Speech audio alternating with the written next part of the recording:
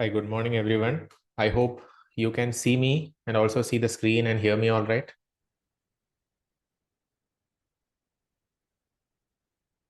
Okay, thank you.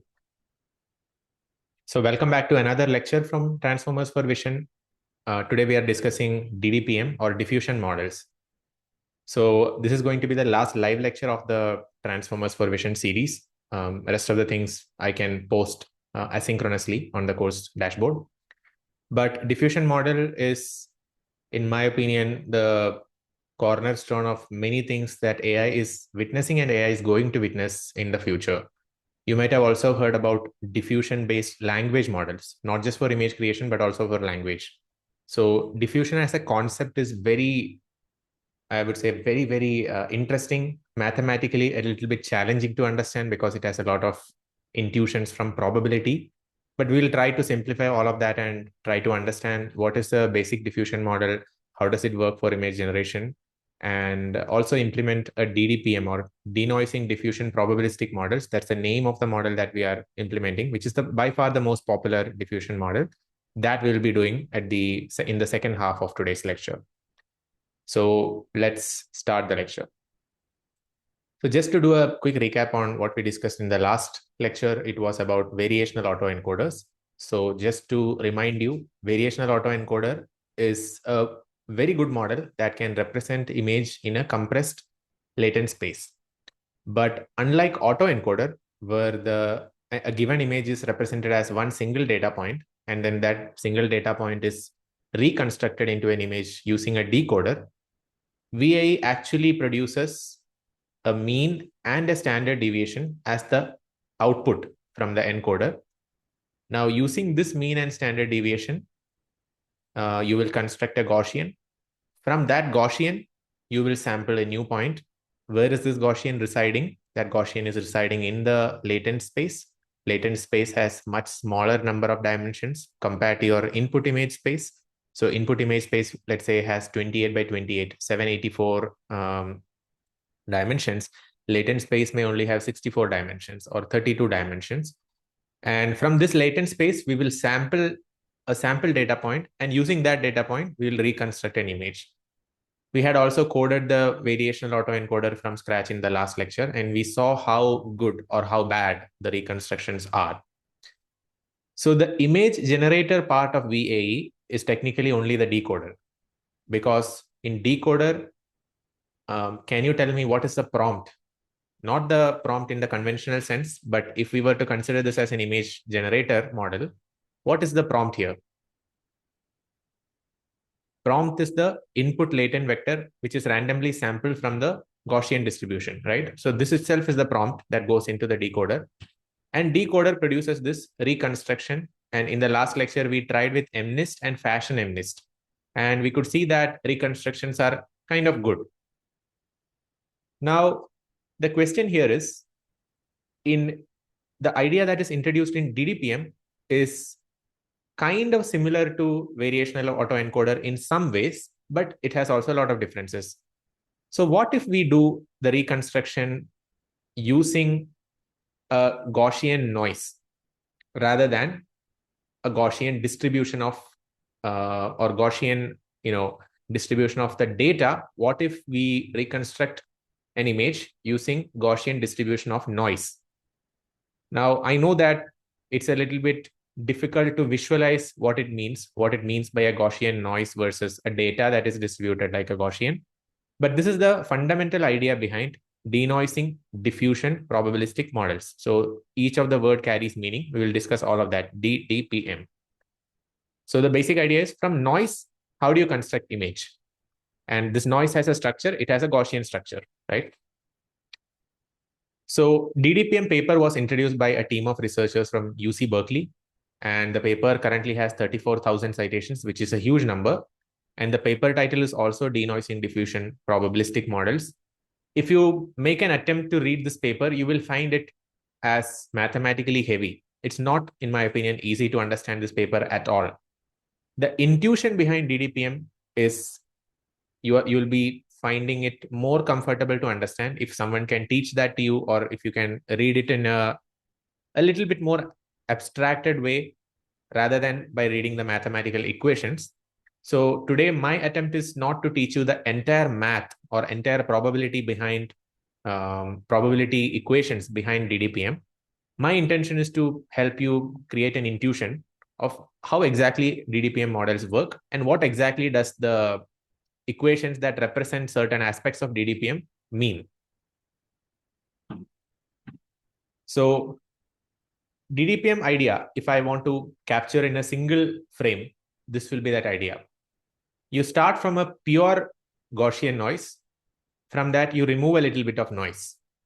Then you will get more definition. From that, you remove even a little bit more noise. Then you will get even more definition.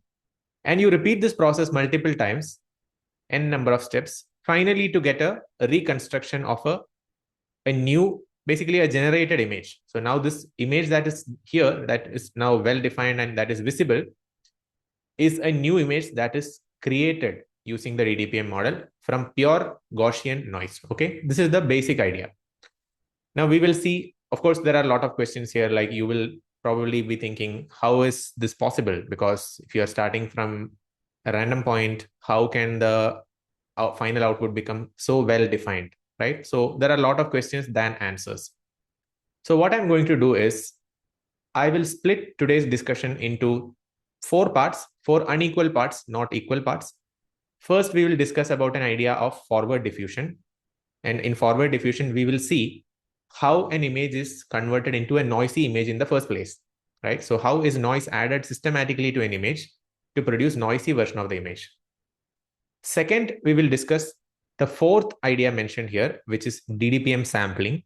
DDPM sampling is from the noise, like from the noisy Gaussian space, when you sample a random data point, which is the noisy image, how do you reconstruct a new image? So that is DDPM sampling.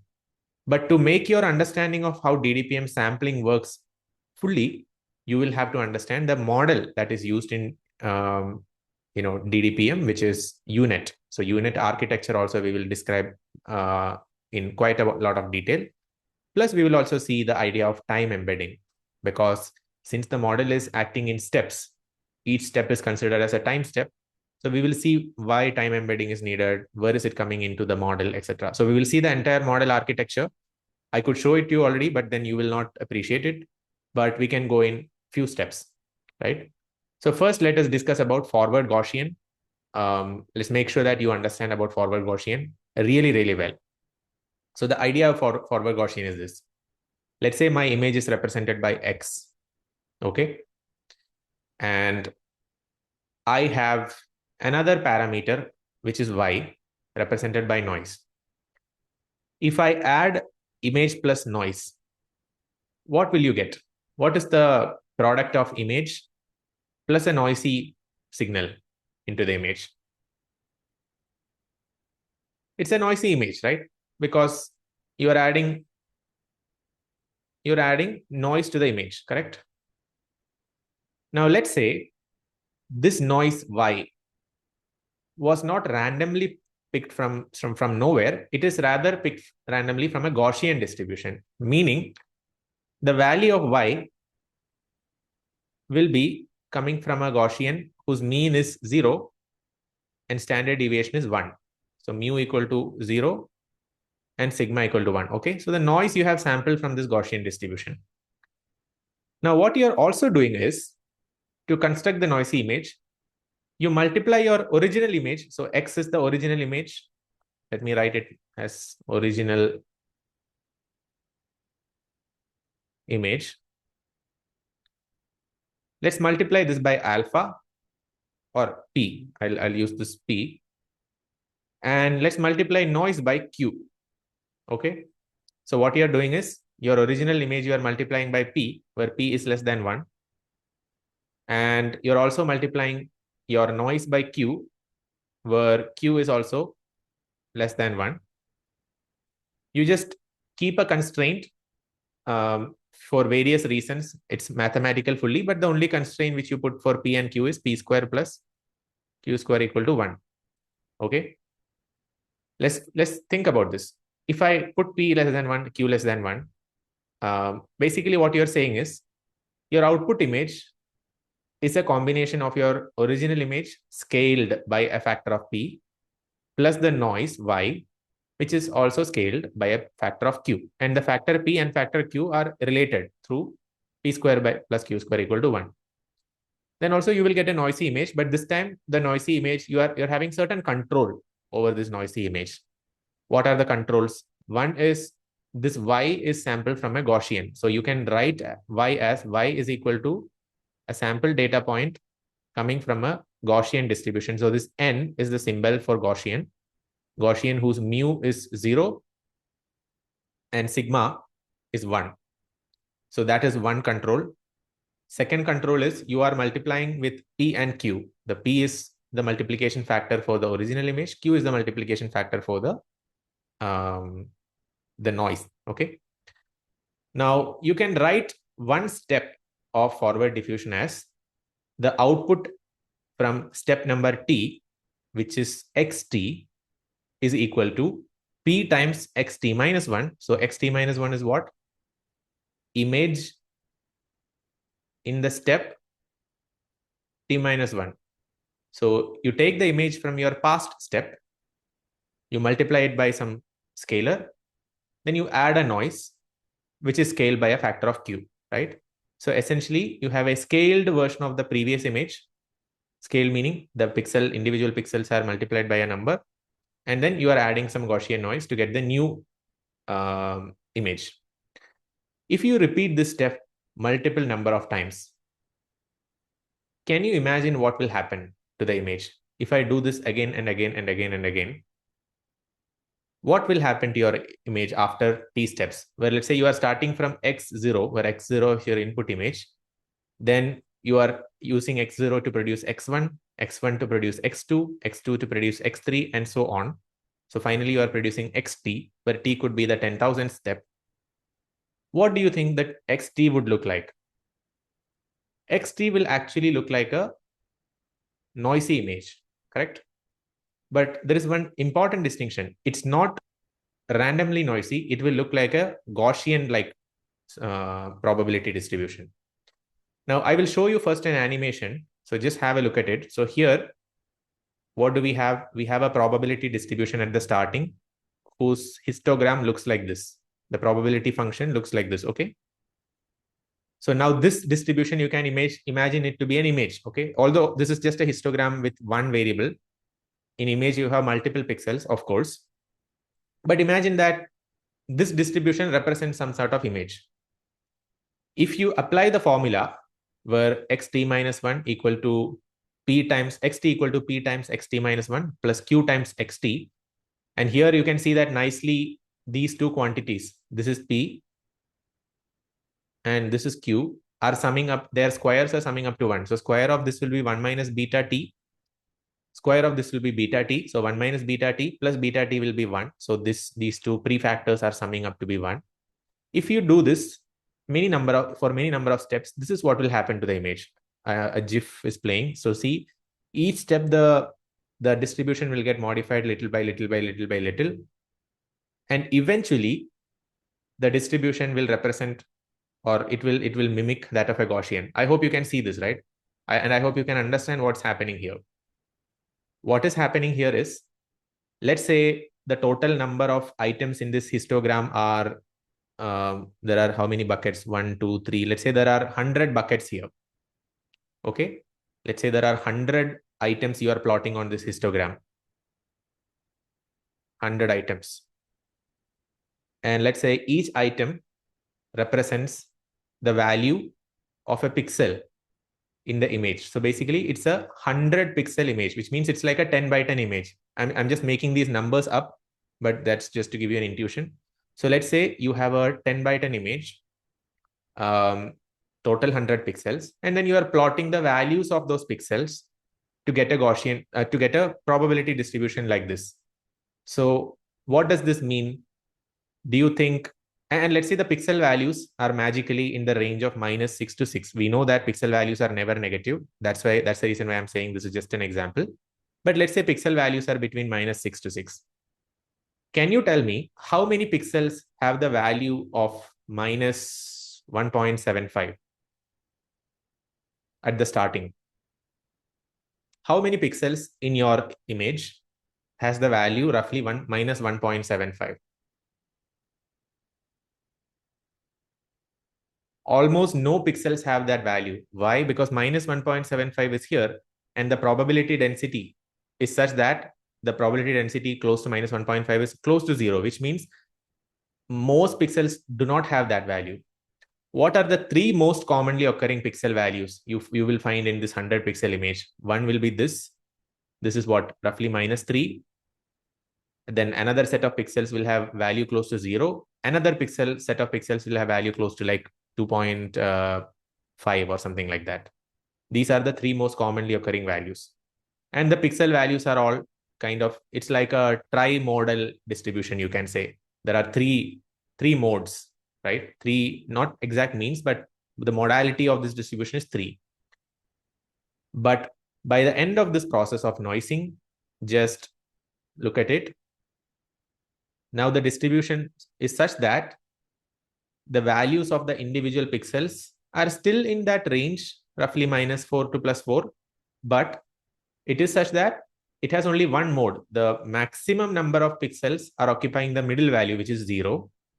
Then lesser and lesser pixels are occupying values plus 1, plus 2, plus 3, etc. Lesser and lesser pixels are occupying values minus 1, minus 2, minus 3, etc. Please don't get confused when I say minus negative numbers. It is just for illustration. This has got nothing to do with pixels.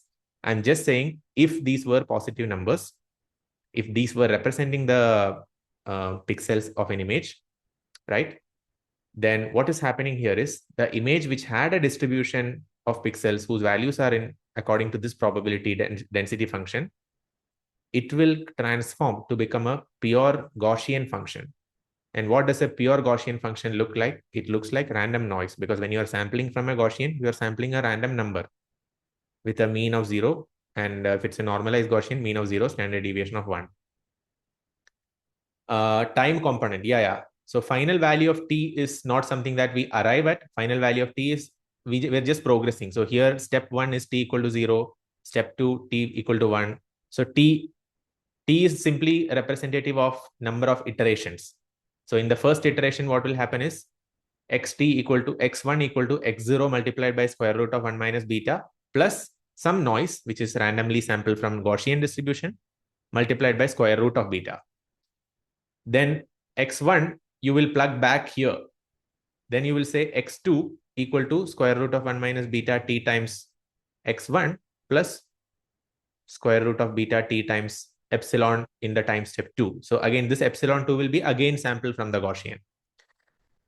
Then x3, for x3, you will plug square root of 1 minus beta t, x2. So this x2, whatever we get, we will plug here, plus square root of beta t, epsilon 3. Epsilon 3 is the epsilon in the third time step. Let's say these are all epsilons ultimately sampled from Gaussian. So we can represent every single epsilon by just one parameter, n of 0, 1. Basically, epsilon is sampled from normal distribution whose mean is 0. Standard deviation is 1. All right. So this is the process of noising an image. And at the end, how does it look like?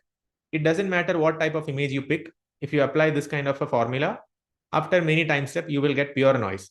So this is similar to diffusion happening in, let's say you do a watercoloring. Okay, you would do watercoloring on a paper of this sunflower image. Then that watercolor paper, you are putting it in rain.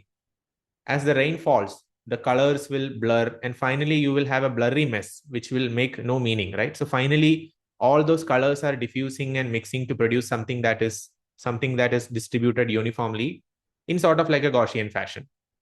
So this is where the term forward diffusion is coming, because the physics of diffusion is being followed here, very similarly to the the process of diffusion is followed here in very similar fashion to what is happening in physics.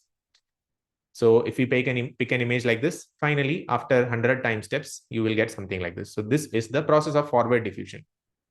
Just keep this in mind so far, whatever we discussed. Now I want to discuss one more thing. So I have an equation like this. Let me write the equation.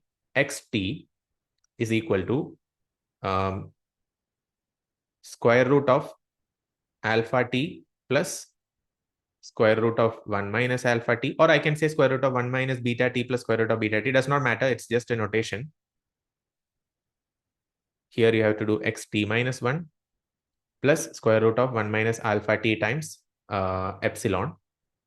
So if I was to write now this xt minus 1 in terms of xt minus 2, what will xt look like? Xt equal to square root of alpha t multiplied by, now xt minus 1 I should replace with something in terms of xt minus 2. So I can say alpha t minus 1 xt minus 2 plus square root of 1 minus alpha t minus 1 times epsilon. So this whole thing in this bracket is xt minus 1, then plus square root of 1 minus alpha t epsilon. Okay. Now what do? We can group some of these items. So we can group xt minus 2 terms on one side, in one corner, epsilon related terms on the other corner. So here this will be like alpha t times square root of alpha t minus 1 times xt minus 2 plus square root of 1 minus alpha t minus 1 plus square root of 1 minus alpha t multiplied by epsilon, right?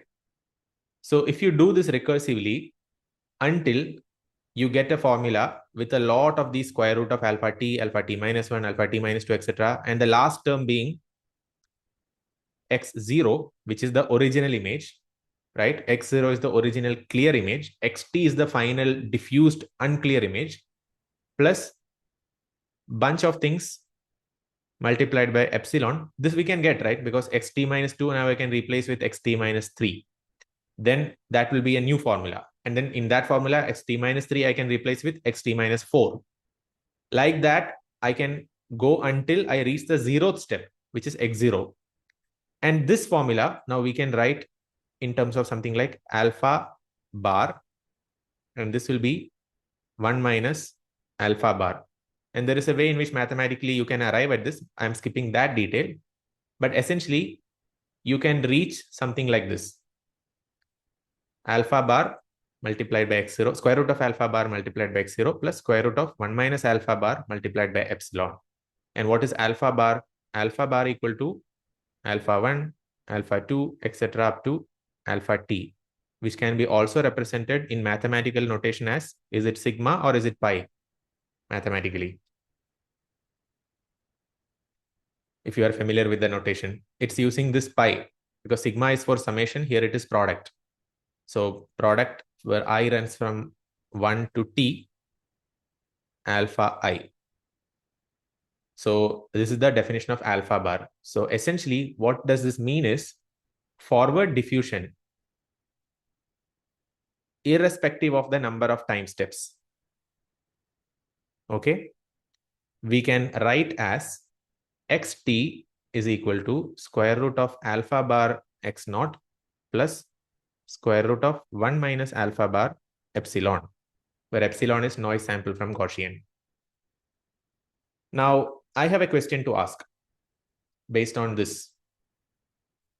Is the forward diffusion process a learnable process, or is it something that is kind of deterministic process? Like, is there something here for the neural network to learn, or is this process something that you define?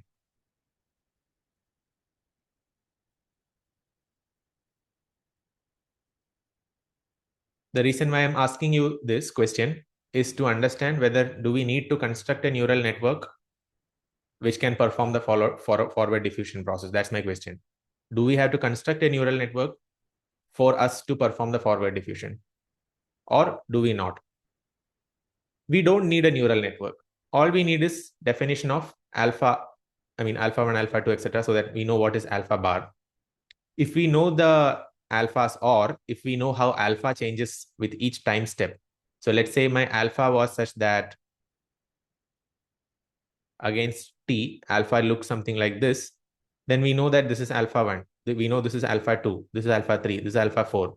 So we just need to know how the alpha varies with time step, and how beta, which is 1 minus alpha, or 1 minus alpha we can call as beta, how beta varies with time step, right? So that the sum of alpha and beta, sum of square of alpha and beta should be 1. If we know that, which is called as alpha scheduling, we can calculate the diffused image at any time step. It can be 10,000th time step, it can be 1,000th time step. So basically, forward diffusion process is kind of like a process where there is nothing to learn for a neural network. It's based on this equation, so it's deterministic. Only thing is the random element that is coming in terms of epsilon.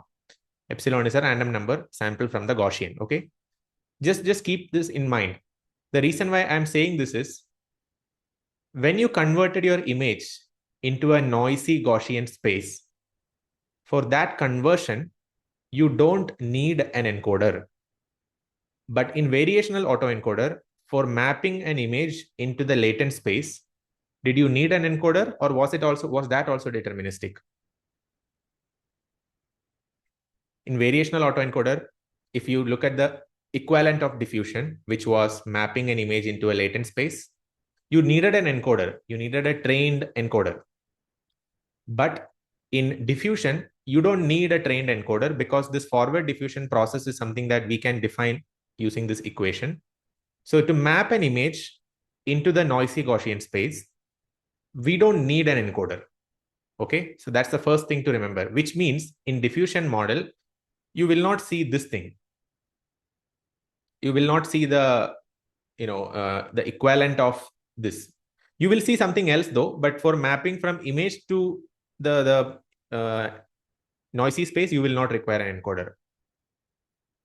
So that is the first thing to remember. Okay. There is a question. Can we say the value of alpha t would start very close to 0 and keep moving towards 1 and stop just before 1? Excellent question. That is what I want to cover almost in the next 2 minutes. Maybe I'll show you a graph. So these are the values of alphas, and these are the values of betas. So values of alpha is values. So think about it. Logically think about it. What does it mean if alpha is 0? The newly constructed image, if alpha is close to 0, okay, because in the question, alpha t, would it start very close to 0 and keep moving towards 1? If alpha is very close to 0 in the first time step, what does it mean? It means you are losing the entire information about your x0, which is the first image, the 0th image, in the first step itself, right? Because alpha is the square root of alpha is the multiplication prefactor for x0 or x1 or whatever this x is. Which means if you are in the starting itself, starting with alpha, which is very close to 0, you are saying you are adding huge amount of noise in the first step itself, right? So you typically start alpha with a value closer to 1 and beta with a value closer to 0. And beta is nothing but 1 minus alpha in terms of the notation. So in alpha bar, now if you look at alpha bar, which is the square of this quantity, square of that quantity will be looking like this, which means initially the contribution coming from your image, which is x0, is very high. So if you look at the time step from 0 to, let's say, 20 time steps, what this means is even after 20 time steps, the information in your original image is still preserved, because alpha bar value will be closer to 1 and the noise, the prefactor corresponding to noise, will be closer to 0.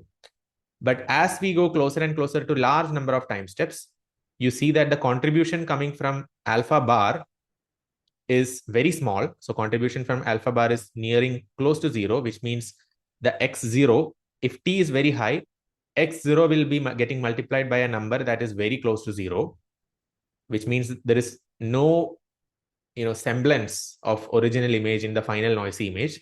What is there is beta bar, which is square root of 1 minus alpha bar square. So square of this term basically is beta bar, which is 1 minus alpha bar. That value will be close to 1. So what that means is the final image will be predominantly consisting of noise and very little initial information. after many time steps, right? So just try to understand that. So the amount of noise that is present after a few time steps are less. Amount of noise after if the value of t here is 1000 is such that this term is close to 1 and this term is close to 0. Okay. So this predefining how the alpha and beta should change with time is also called as alpha scheduling. So you have to define in what shape or what format your alpha should change step after step. To say that towards the end, I need contribution from alpha bar to be 0 and beta bar to be close to 1, and I want it to change in this fashion.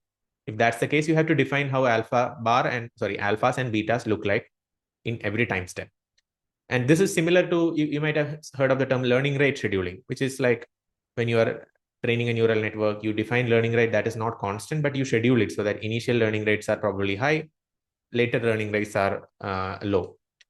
But this you can keep probably like alpha bar, you keep it as linear, beta bar, you keep it as linear such that it is increasing. And the time step wise, I think this is a little bit based on the image, that the sort of image data set also, because if you look at the image here, after 100th time step, in this particular example, your alpha bar is still very high. But if you see the example that I have shown here, after the 100th time step, image has become almost like noise.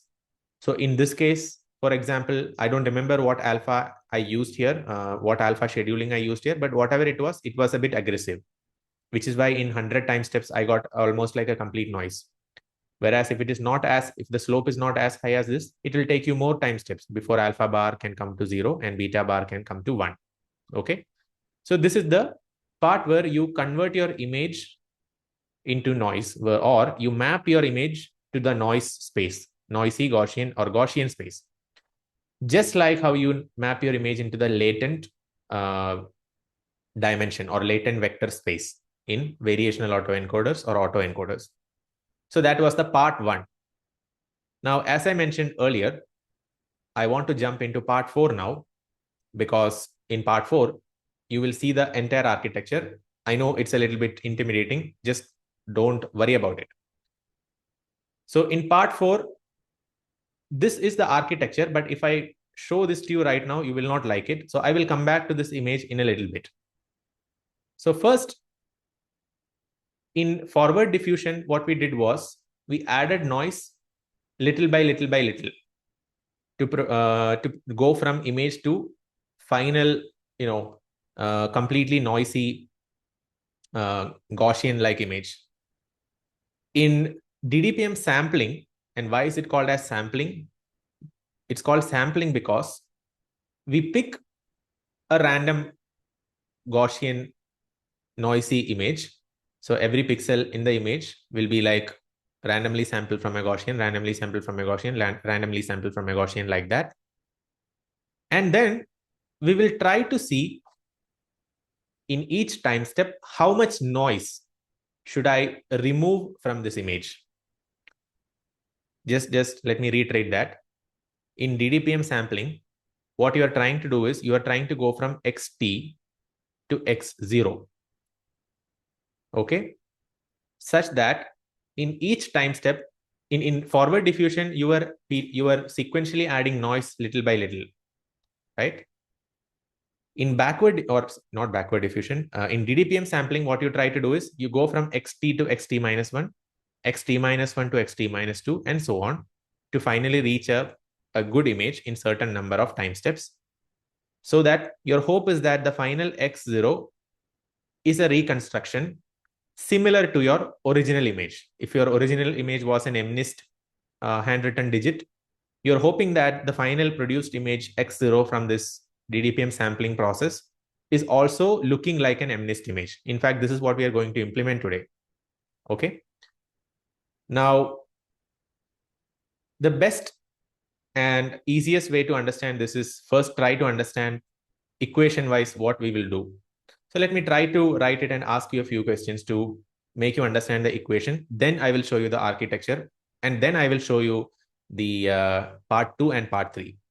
So first is from, if I pick, let's say if I say that at tth time step where t is, let's say 10,000, I have a noisy image. in one step of the DDPM sampling, what are we doing? We are trying to go from xt to xt minus 1, correct? Somehow I want to go from xt to xt minus 1, which means I have to subtract something from xt, right? I have to subtract some sort of noise from xt. Don't you think so? So to go from xt to xt minus 1, I have to subtract some noise. So let's say I will subtract a noise, but this noise is something that is predicted by a neural network. So I will subtract epsilon, which is a noise, and this theta simply is a symbol denoting neural network hyperparameter. So it just simply denotes that the noise epsilon is sampled from a neural network. Sorry, not sampled, predicted by a neural network. Now, if I do this, xt minus 1 equal to xt minus epsilon. Now, this is not the correct equation, but we are taking one step closer to the final correct equation.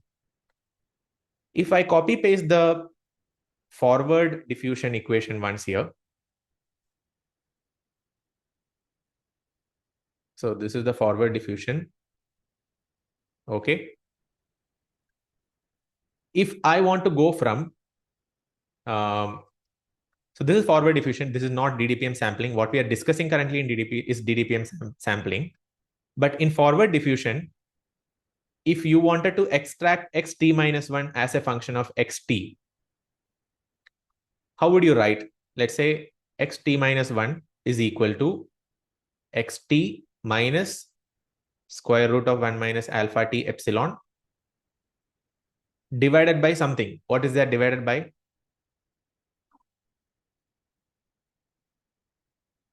It's this same equation. I'm just rewriting such that xt minus 1 is on the left hand side. Rest of the terms are on the right hand side. Divided by square root of alpha t, correct? So this square root of alpha t will stay on the right hand side. I'll bring this to the left hand side. And if I want xt minus 1 alone on the right hand side, I will divide everything on the left by square root of alpha t, which means we have to do the same scaling. So that square root of 1 by square root of alpha t should be there in this. So let me add that. Next is this epsilon, the noise which was there. When we are removing the noise, we have some sort of prefactor, which means in this equation, some prefactor is there which is missing. We will discuss what that prefactor looks like. Okay. So xt minus 1 is xt minus some scaled version of predicted noise. What is epsilon theta? Epsilon is the noise predicted by neural network. So we are removing a small amount of noise which is scaled by a factor from the image at the, or from the noisy image at the tth time step. And then the whole thing is scaled by 1 by square root of alpha t.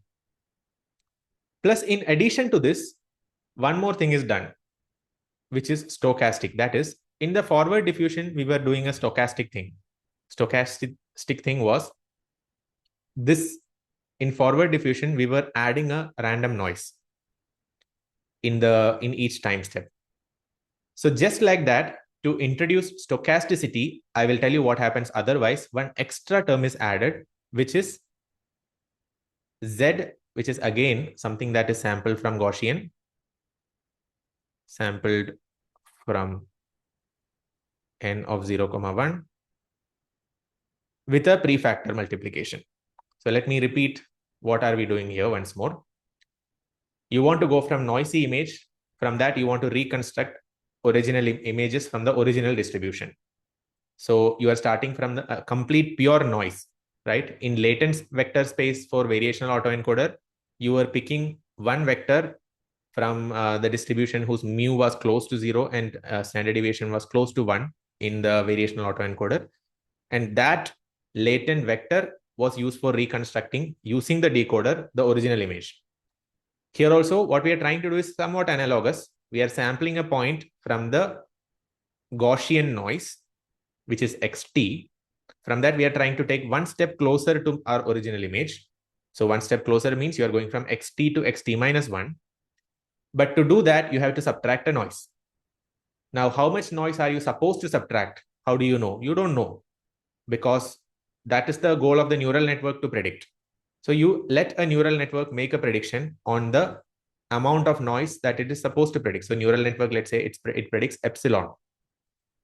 This noise, which is predicted by the neural network, which you are supposed to be subtracting from ht, you also scale by some factor. I will come to what that factor is. So this part is basically the denoising part.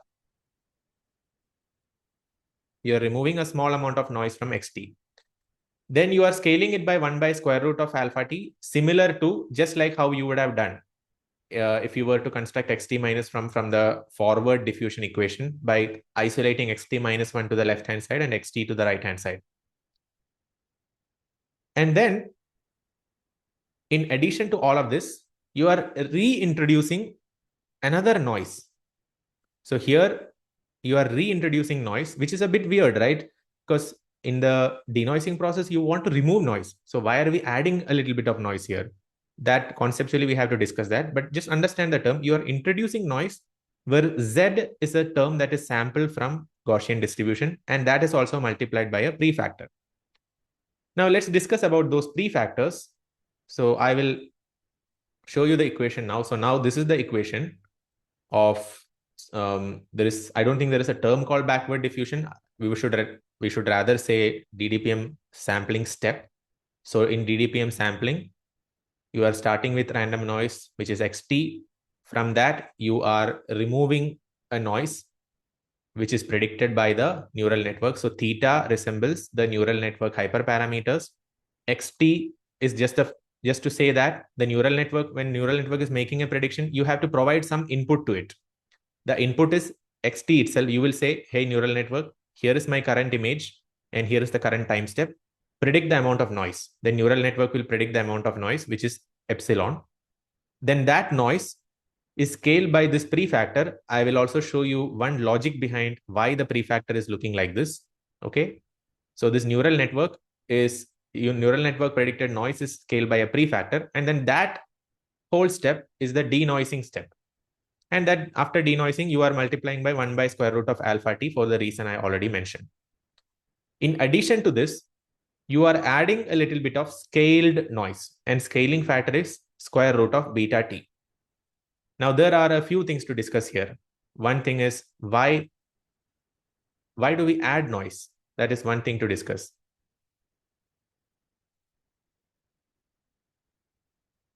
Because we are entirely trying to remove noise. So why do we make the process more stochastic by adding noise? Second is discuss the prefactor before the added noise, which is square root of beta. Third is prefactor before the predicted noise.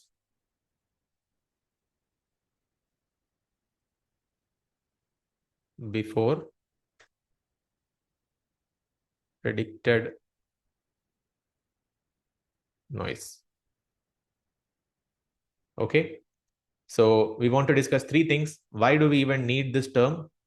Then this noise, why is it having a prefactor of square root of beta t? Then why this predicted neural network predicted noise has a prefactor, something that looks like this. So one thing we can see is the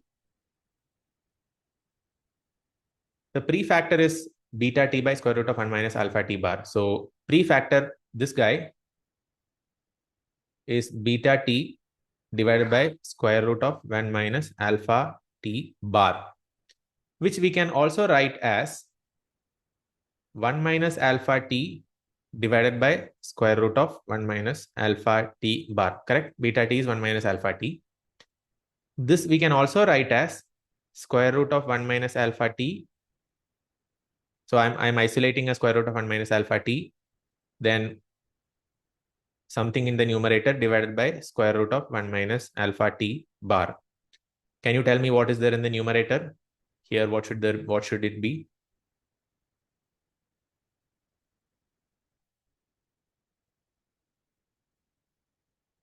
Same thing, right? Square root of 1 minus alpha t.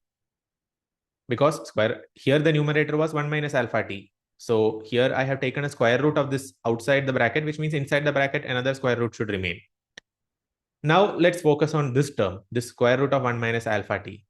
The square root of 1 minus alpha t is the term that is already there in the noising process. In the noising process, noise was multiplied by this prefactor, square root of 1 minus alpha t. So when you are converting this formula, so when you want to predict xt minus 1, you will say xt minus this whole term. So xt minus square root of 1 minus alpha t epsilon divided by square root of alpha t is xt minus 1. From this formula, if you rearrange this formula, you can see that. So it makes sense why this term should be there. Now, why should this term be there? So what this term is saying is something very interesting. What is square root of 1 minus alpha t bar signifying? This was the prefactor associated with epsilon if we were trying to directly jump from x0 to xt. You look at this equation. If you were jumping from x0 to xt, the prefactor associated with noise is scaled by square root of 1 minus alpha bar. Correct? So square root of 1 minus alpha bar is an index of the total amount of noise that is added to your image. And what about square root of 1 minus alpha t? Square root of 1 minus alpha t is an index of amount of noise added in the current step. Square root of 1 minus alpha t bar is the total amount of noise added from time step 0 to time step number t. So this term is now acting like it's not a vector, but it's almost like pointing you the direction. You are being told, okay, in the current time step, this was the amount of noise that was added, but then you are normalizing it by the total amount that was added from step number 0 to step number t. But the prefactor square root of 1 minus alpha t was already there, because if you look at the forward diffusion, the square root of 1 minus alpha t term is already there. So essentially what you are saying is xt minus 1 is equal to 1 by square root of alpha t multiplied by xt minus square root of 1 minus alpha t.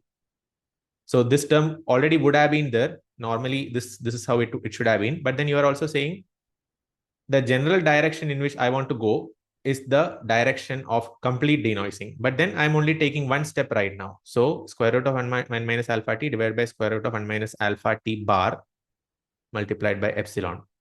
Now I'm fully aware that the way I am explaining to you right now is completely qualitative, because it takes away a lot of depth which you need to have from the theory of probability, from Bayes' theorem, etc.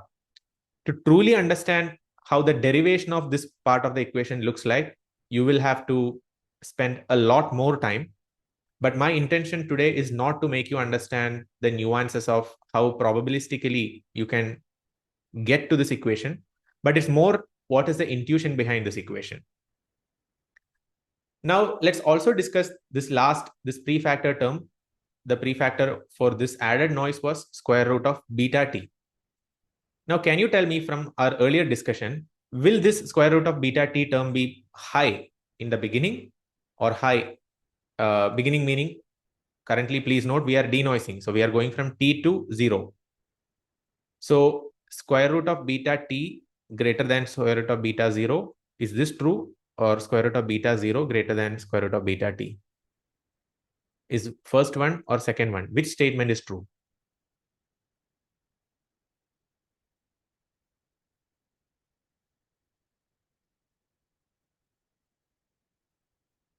So this statement is true. So why is that? So square root of beta t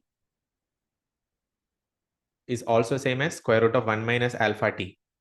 And alpha t was the prefactor associated with the noise that we were adding to the original image, not the noise, the contribution of the original image. And alpha t, as we know, was shrinking from 1 to 0 eventually. So alpha t keeps on shrinking, which means 1 minus alpha t is higher for higher values of t, and 1 minus alpha t is nothing but beta t.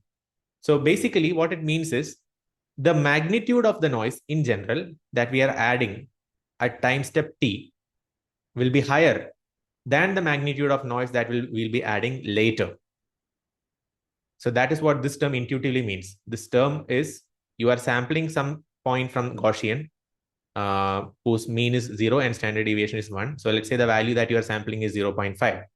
That is getting multiplied by a number which is square root of beta t. And chances are you will end up getting this entire noise term whose magnitude is higher for time steps t, whose value of t is much higher than 0. And as you get closer and closer to 0, which means as you are progressing in your denoising from t equal to 100 to 99 to 98, 97, 96, etc., you will eventually reach a point where the amount of noise that is added in the earlier steps are less. Just like in the forward diffusion process. In forward diffusion also, the contribution from noise was less in the beginning steps. Contribution from the original image was higher. So in denoising, as you reach closer and closer to step number 0, you don't want to be adding huge amount of noise. You want to add only very little amount of noise. Now, there is a video from a channel called Welsh Labs, which I really want you to watch. The video was actually posted on 3 Blue 1 Brown's YouTube channel. If you search DDPM, or I think if you search, I'll find the video and post the link in the chat. But basically, if you search Welsh Labs DDPM, you will find it. In that, they explain a very nice intuition of this. Okay, so I'll just try to draw it on my 2D canvas and try to explain it as best as possible. So let's say these are the X and Y axis of your images, where your image has only 2 pixels. So your entire image is consisting of just 2 pixels like this. Pixel number 1 and pixel number 2. And let's say your input images. So MNIST images have some pattern. Fashion MNIST has some pattern. CIFAR 10 dataset has some pattern. Like that, my 2 pixel image also has some pattern, which is like that of a spiral. So let's say the pixel value. So this is the value of pixel 1. This is the value of pixel 2. The pixel values are such that when I plot the pixel 1, pixel 2 values for different images, it looks like a spiral. Okay.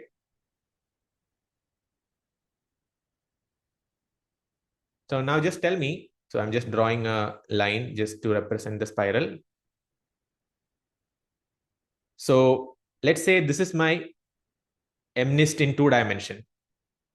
MNIST has 28 by 28 pixels. You can't represent MNIST by 2 pixels, but let's say this is MNIST. And let's say my denoising process ended up creating an image whose pixel values are such that the image is over here. Is this MNIST or not? Is this data point a representative of MNIST or not?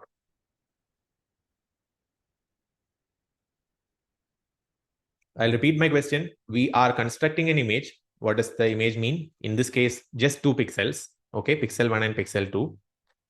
And I told you, after my reconstruction, the values of the pixels became such that I got a data point over here. So pixel 1 value is this, pixel 2 value is this. Okay. Now my question is this green color dot, is that a representative of MNIST or not?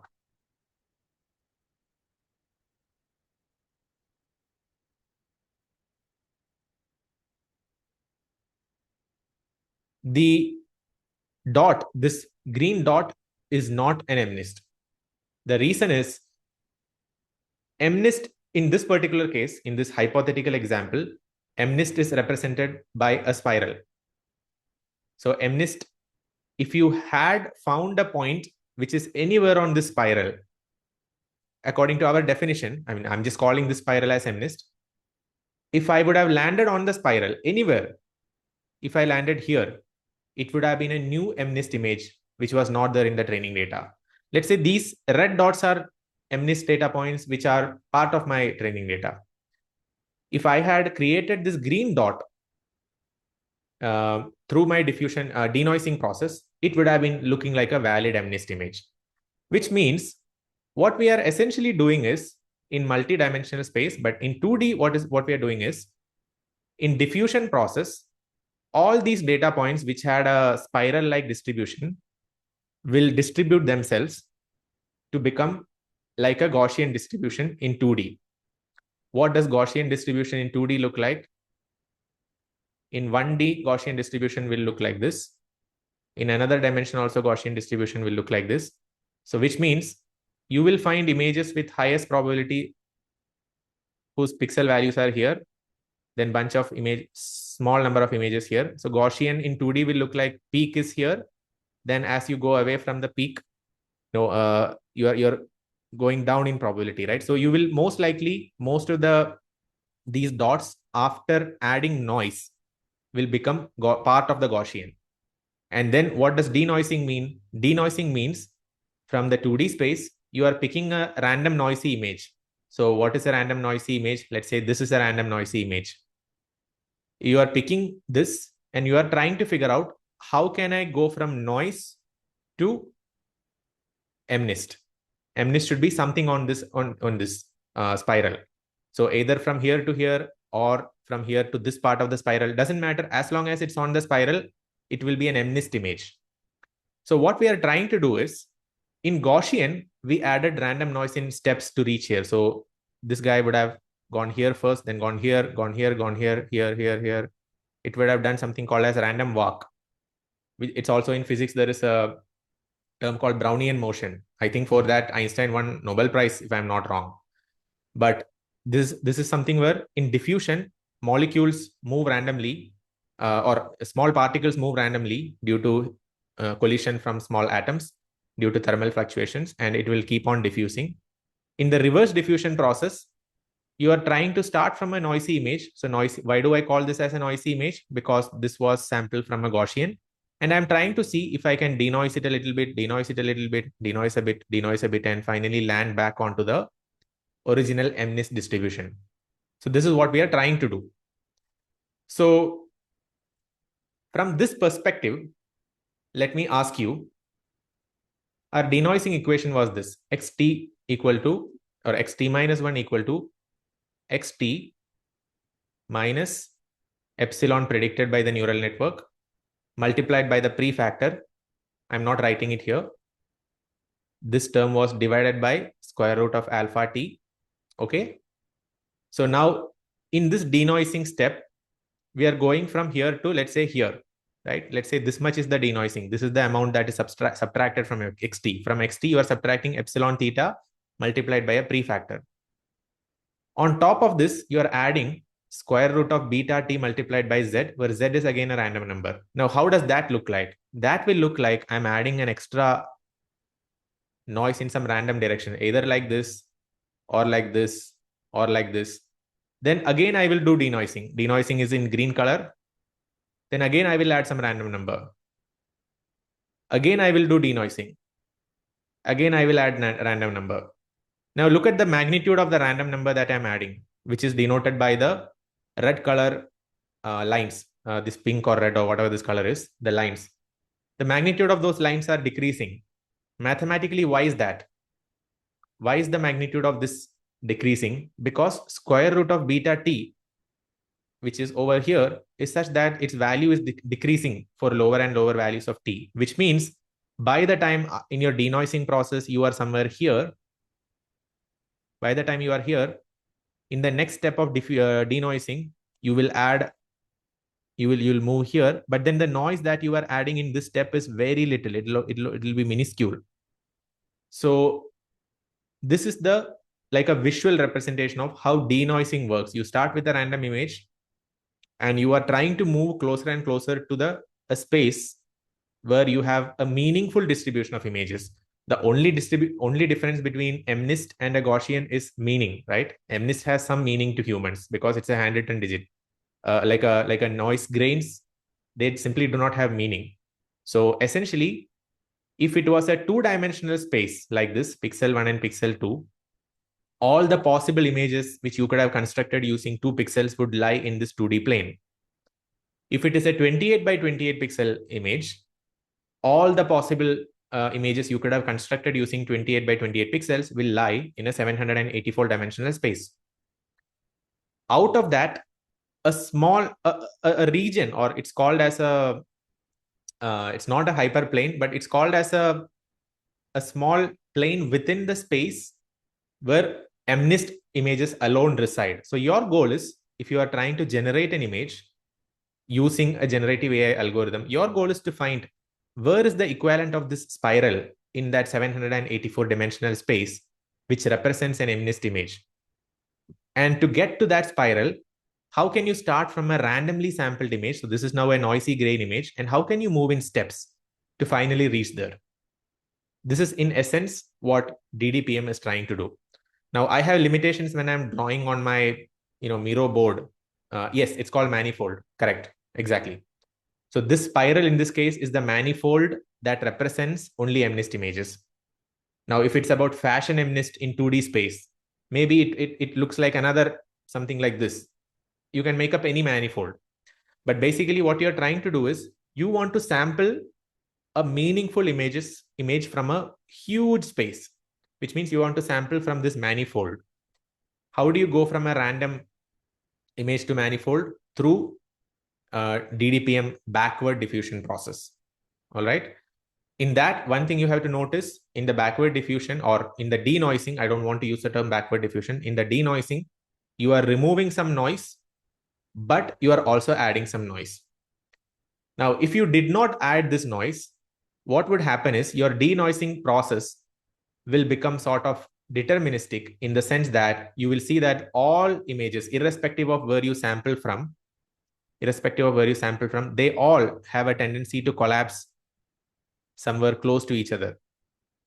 So in 2-pixel MNIST, this does not mean much, but in an actual image, it will look like a blurry image in an actual 28 by 28 pixel or in a 224 by 224 pixel space.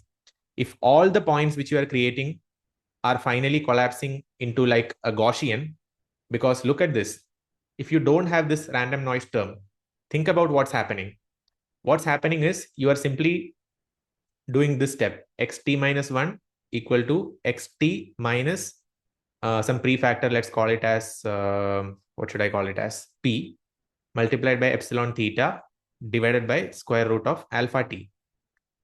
Now tell me, epsilon theta is predicted by neural network, right? And what is the neural network trained to predict? Neural network is trained to predict. I'll tell you that in a moment when we come to part 2 and part 3. But neural network is trained to predict noise. That too, what type of noise? Neural network is trained to predict Gaussian type of noise, which means the predictions made by the neural network has some not deterministic nature, but you can imagine this to be something that is sampled from a Gaussian, roughly. So if you keep on subtracting Gaussian-like noise from your original noise, what will you end up with? There is no guarantee that you will end up with a meaningful image. You will end up with some sort of blur. So if you try to generate a cat, you will not get a cat. You will get something which is like a blurry, meaningless thing. So this people figured out in the DDPM paper. That's the reason why they proposed this extra noise term. In fact, it's so funny, or it's so fascinating that this extra noise term, if it is not added, the final image in the denoising process will be so meaningless and so difficult to make sense of. Whereas when you add this noise term, you will get very clear images at the end. So I will share the this Welch Labs video with you, and I recommend you to go through it. It's a very, very nicely made video, good, very extremely good animations. But now let's come back to our main business. Where are we at? We are trying to figure out how to create an image from our noisy image. So where we stopped by saying we had a network which had 4 parts. In DDPM, we have forward diffusion. In forward diffusion, what are we doing? We are constructing noise from an image. Essentially, what is it like? It is similar to projecting image into latent space. Here in forward diffusion, we are converting image into a Gaussian noise space. In DDPM sampling or denoising part, what you're doing is you start from a random noisy image. You try to go step by step to reach a meaningful image in step number 0. Now we have to discuss, okay, all of this is fine, but what does the model architecture look like? So we have to discuss part 2, And where is this time embedding? I said this, but I did not give any details about time embedding. Where is that coming into the picture? So let's go to part 2 and part 3 now. Okay, so this architecture, which is part of part 4, let me explain a little bit before part 2 and part 3. So this is xt. In denoising, you're going from xt to xt minus 1. So just stay with me once. In one step of denoising, this is what you want to happen. You want to go from a noisy image to less noisy image, correct? Now, what are you adding? So to xt first, you are subtracting a predicted noise term, correct? So this predicted noise term, which is scaled by this factor, is predicted by what? It's predicted by a neural network.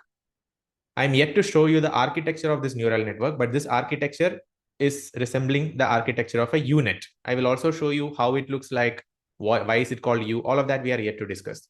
But basically, this UNet will predict the noise. So epsilon theta, this noise grain, is the output of a noise predicted network, which is a UNet. Into this network, there are two inputs that are going. First input is xt itself. Second input is t. T is the embedding of the current time step. So I will have a time step t. I will pass it through time step or timestamp encoder, which means here it will look like some vector of 768 or whatever is the embedding dimension. This will look like a vector. Now that vector plus the image, which was the image, the noisy image, will go as the input. So this is input number 1. This is input number 2. That is going into the noise predictor network. And the noise predictor will predict, hey, this is the value of epsilon theta. This is the noise that you are supposed to subtract. But you are not directly subtracting this noise from the network. You are scaling it by this factor. And then you are subtracting that noise. And this minus symbol, you are subtracting the noise from where? You are subtracting it from the noisy image. So noisy image you are also passing here. From the noisy image, you are passing the scaled predicted noise term. Now that whole term is scaled by 1 by square root of alpha t. This guy, this 1 by square root of alpha t. So that is the 1 by square root of alpha t shown here. Then to this whole term, you are adding an extra noise, which is scaled by square root of beta. So sigma t is basically square root of beta t. So you take again, you sample from Gaussian. So Z is sampled from n of 0, 1. So Gaussian, whose mean is 0, standard deviation is 1. So now this is the noise that you are going to add in your denoising step. This is the noise that you are subtracting on the left-hand side. So this is the noise that you are subtracting after scaling. And this is the noise that you are adding with a certain other scaling. And what is the scaling of that? Square root of beta. So this you multiply by square root of beta and you add to this term to get the xt minus 1 step. You repeat this multiple times. So xt minus 1 again you will pass here. So now xt minus 1 will become your new xt. Then you repeat the process multiple times to get the final denoised image. Is this much clear? Is there any confusion here in one step? So there are multiple things to discuss so far. I did not explain what the UNet looks like, timestamp looks like, etc. Okay, there is a question. Why is there need for addition of vector term sigma times epsilon? You mean sigma times epsilon meaning which one? This term or this term? Second term. Yeah, this term, as I mentioned, square root of beta, because you don't want to add, you want to add a lot of noise in the early steps. So I showed you the random walk rate. So you denoise this much, then add this much noise. Then you denoise, add slightly less noise. Then you denoise, add slightly lesser noise. So now this is the added noise, added noise, added noise. But you want the magnitude of that added noise in each denoising step to reduce as time goes. That's the reason why you have this prefactor. Prefactor sigma is nothing but square root of beta t. Okay. So I know this is a mess. So let me just delete all the things. So this equation is basically represented by this architecture. This architecture is not provided in the paper, but it is what it is. How did they figure out by experimentation? Yeah, probably they would have figured out this by experimentation. I'm sure they would have tried without adding this random noise. Then they would have realized that all the images that are constructed are looking similar, like a blur. And they would have realized that this is happening because in the forward diffusion process, you were adding stochasticity by adding noise. But here, this is becoming now just a pure Gaussian noise removal from another Gaussian noise, which will result in, again, I think, similar to a Gaussian. So then they realized that this is why you need to add stochasticity. So they added sigma t times z term, which is square root of beta t multiplied by z. Z is sample from Gaussian, n of 0, 1. Square root of beta t value decreases as time goes. Okay. So this is the DDPM sampling process. Now, I did not discuss noise predictor network, which is UNet, and I did not discuss timestamp encoder. Timestamp encoder is easy. There is nothing much to discuss, but I want to show you how the UNet looks like. So time embedding is basically something which involves sine and cosine transformation. I don't want to spend too much time on this because it will prolong our lecture. But if you are aware of the GPT paper, attention is all you need paper. They also tried sine and cosine transformation in their position embedding, if you remember. Okay, there is a question. This is not intuitive as we are predicting noise based on data. I'm not sure how this is able to predict correct noise. You mean the UNet predicted noise epsilon? Is that what you're asking about? Okay, you will understand immediately now when you see what the UNet is trained to do, because that's what we are training the UNet on, to predict the noise. I'll show you exactly that. So time embedding, we will use sine and cosine transformation, kind of similar to what the attention is all unit paper proposed. I will not go into the detail of that to save some time. But at the end of the day, just understand that time embedding will produce a vector. And the vector will have some dimensions, which is same as the embedding dimension. Okay, that's all. Now, this is what the UNet looks like. I know there is a lot going on, but let me walk you through this one by one. First thing is, what are the inputs that go into the UNet? Can you tell me? We already discussed this. The input that goes into the UNet. Input is xt and t, where xt is the noisy image at a given time step t, and t is the time step itself, which is and this t will convert into embedded space. Okay, so xt and t are the inputs that are going into the UNet. What are the outputs that UNet is supposed to give? What is UNet? What is that the thing that is UNet is supposed to predict? It is supposed to predict the epsilon value, epsilon theta. Okay, so let's look at the two inputs. So this is the input at time step t. This is input number 1. This is the time step t itself, which is input number 2.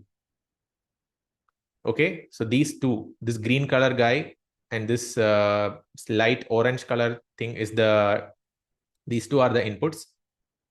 Output is coming over here, which is the predicted noise, epsilon theta. Okay.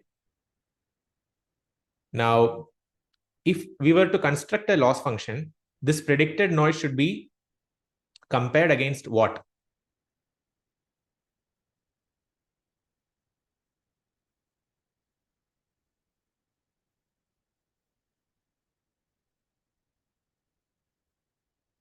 This epsilon theta should be compared against what?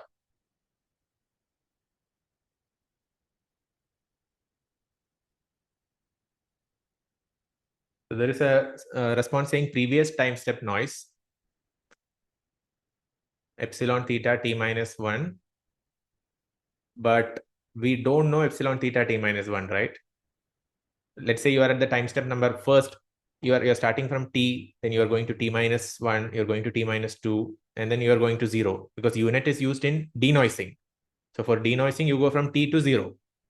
Okay. So let's say you are at time step t. What would you compare this epsilon theta of xt comma t against? Because you need to construct a loss, which means prediction compared against reality. The difference between two consecutive images.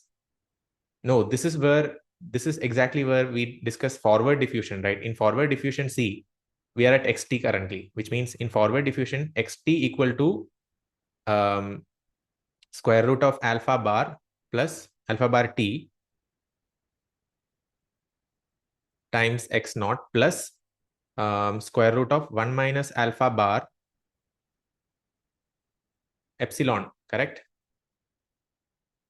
So the total amount of noise that was added in the forward diffusion process is something that we know, because this epsilon we sample from n of 0, 1. So for time step t. So when you are constructing xt using forward diffusion, you start with an original image. You can construct the diffused noisy image at any given time step by adding this epsilon scale by a factor. So you know what this epsilon is because you are only sampling it from a Gaussian. So what you do is the UNet predicted epsilon theta you will compare against this. So just think about it. What is the UNet trying to predict now? So to construct the loss, what I'm saying is epsilon theta will be compared against epsilon. Into the UNet, this UNet is equal to, it's a function of xt comma t. So to UNet, you are just saying, here is the noisy image at time step t, and the time step itself is t. And to get the noisy image in the first place, in the forward diffusion, we had used an epsilon in the forward diffusion and this is a deterministic formula. If you know alpha scheduling and if you know the original image, you know what is xt because this epsilon you are only sampling. So you know that value. So now UNet is trying to predict going from a perfectly good image all the way till the final noisy image, not going in one step. What the new UNet is trying to do is, let me copy this image.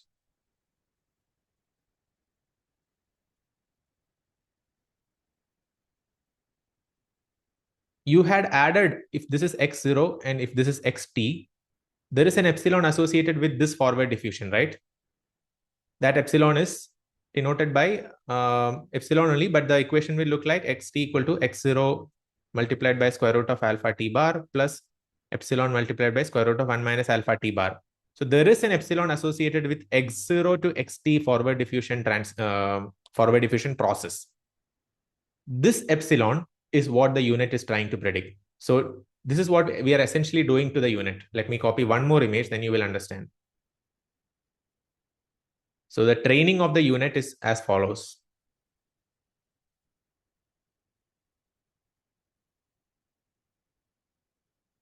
Okay.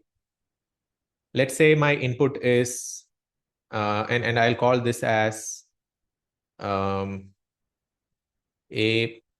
B, C, D, E, F, and time steps are like this. Now I will pick a random noisy image, which is, let's say, A400. Let's say that is my input to the UNet. What is A400? A400 is this. A400 is this.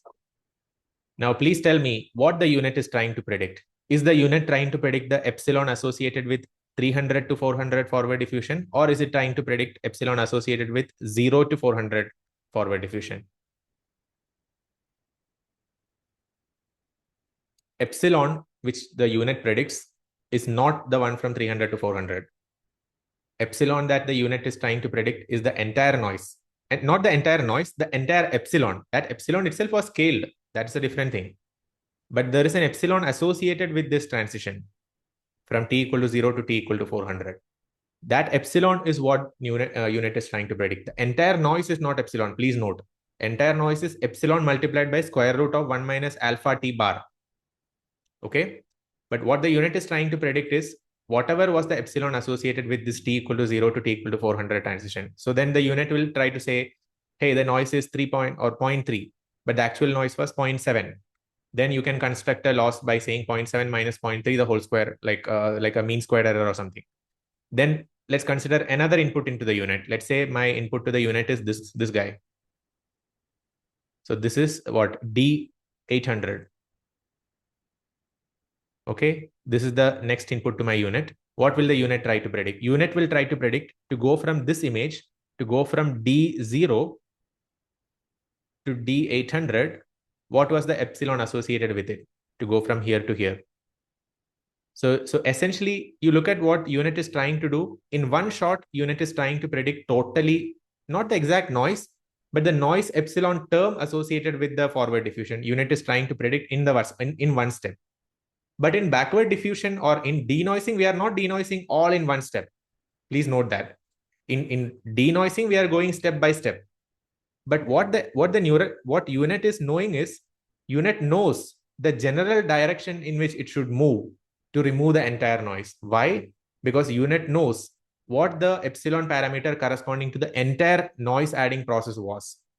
So in denoising process, what you will start with is, now let's say your unit is trained. Your unit is trained, it knows how to predict the noise. Okay. In your denoising process, let's say you will start from this guy, an entire noisy image. Where are you going in your denoising process? Are you going from here to here, or are you going from here to 0?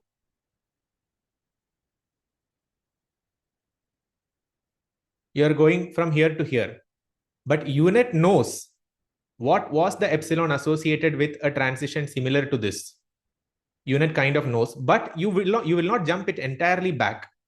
But using that epsilon predicted by unit, which is also scaled by 1 minus alpha t divided by square root of 1 minus alpha t bar, and this is from the backward diffusion equation. The unit predicted epsilon theta you are not directly using to denoise entirely, but you will use that to denoise in generally in the right direction. Then again, this will be the next input to your unit. And using this input, now unit knows that the noise is a bit less, because unit knows that from this amount of noise to reach there, you only had to add this much noise. So then unit will predict epsilon theta appropriately. And then using that epsilon theta, you will scale it by such an amount that you are only jumping this much. Then again, this will be input to your unit. Then unit will say the amount of noise that was added was proportional to this kind of a transition.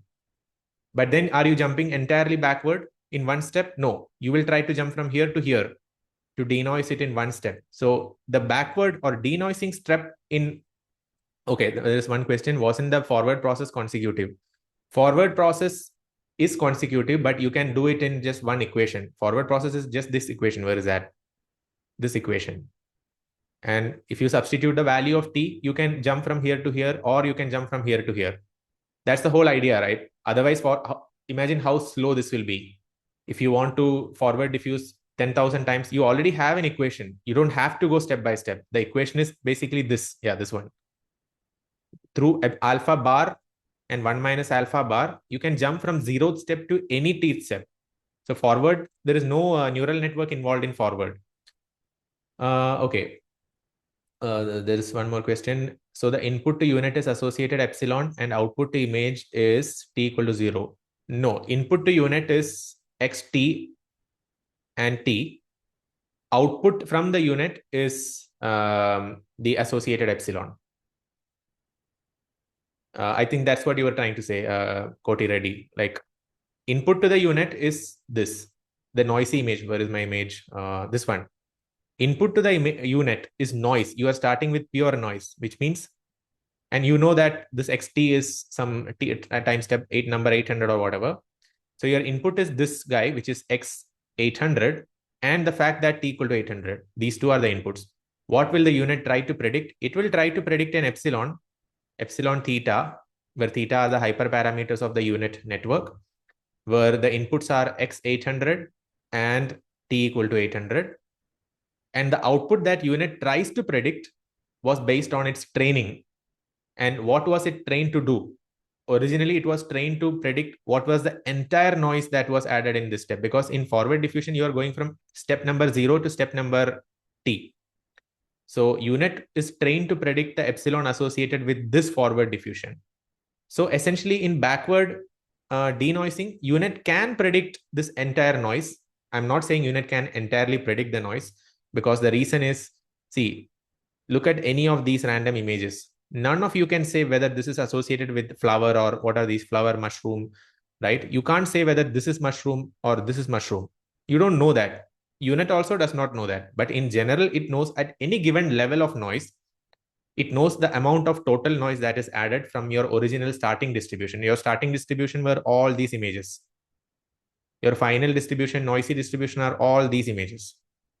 And or you could be picking any other random image. This also, then also UNet knows generally how much noise was added.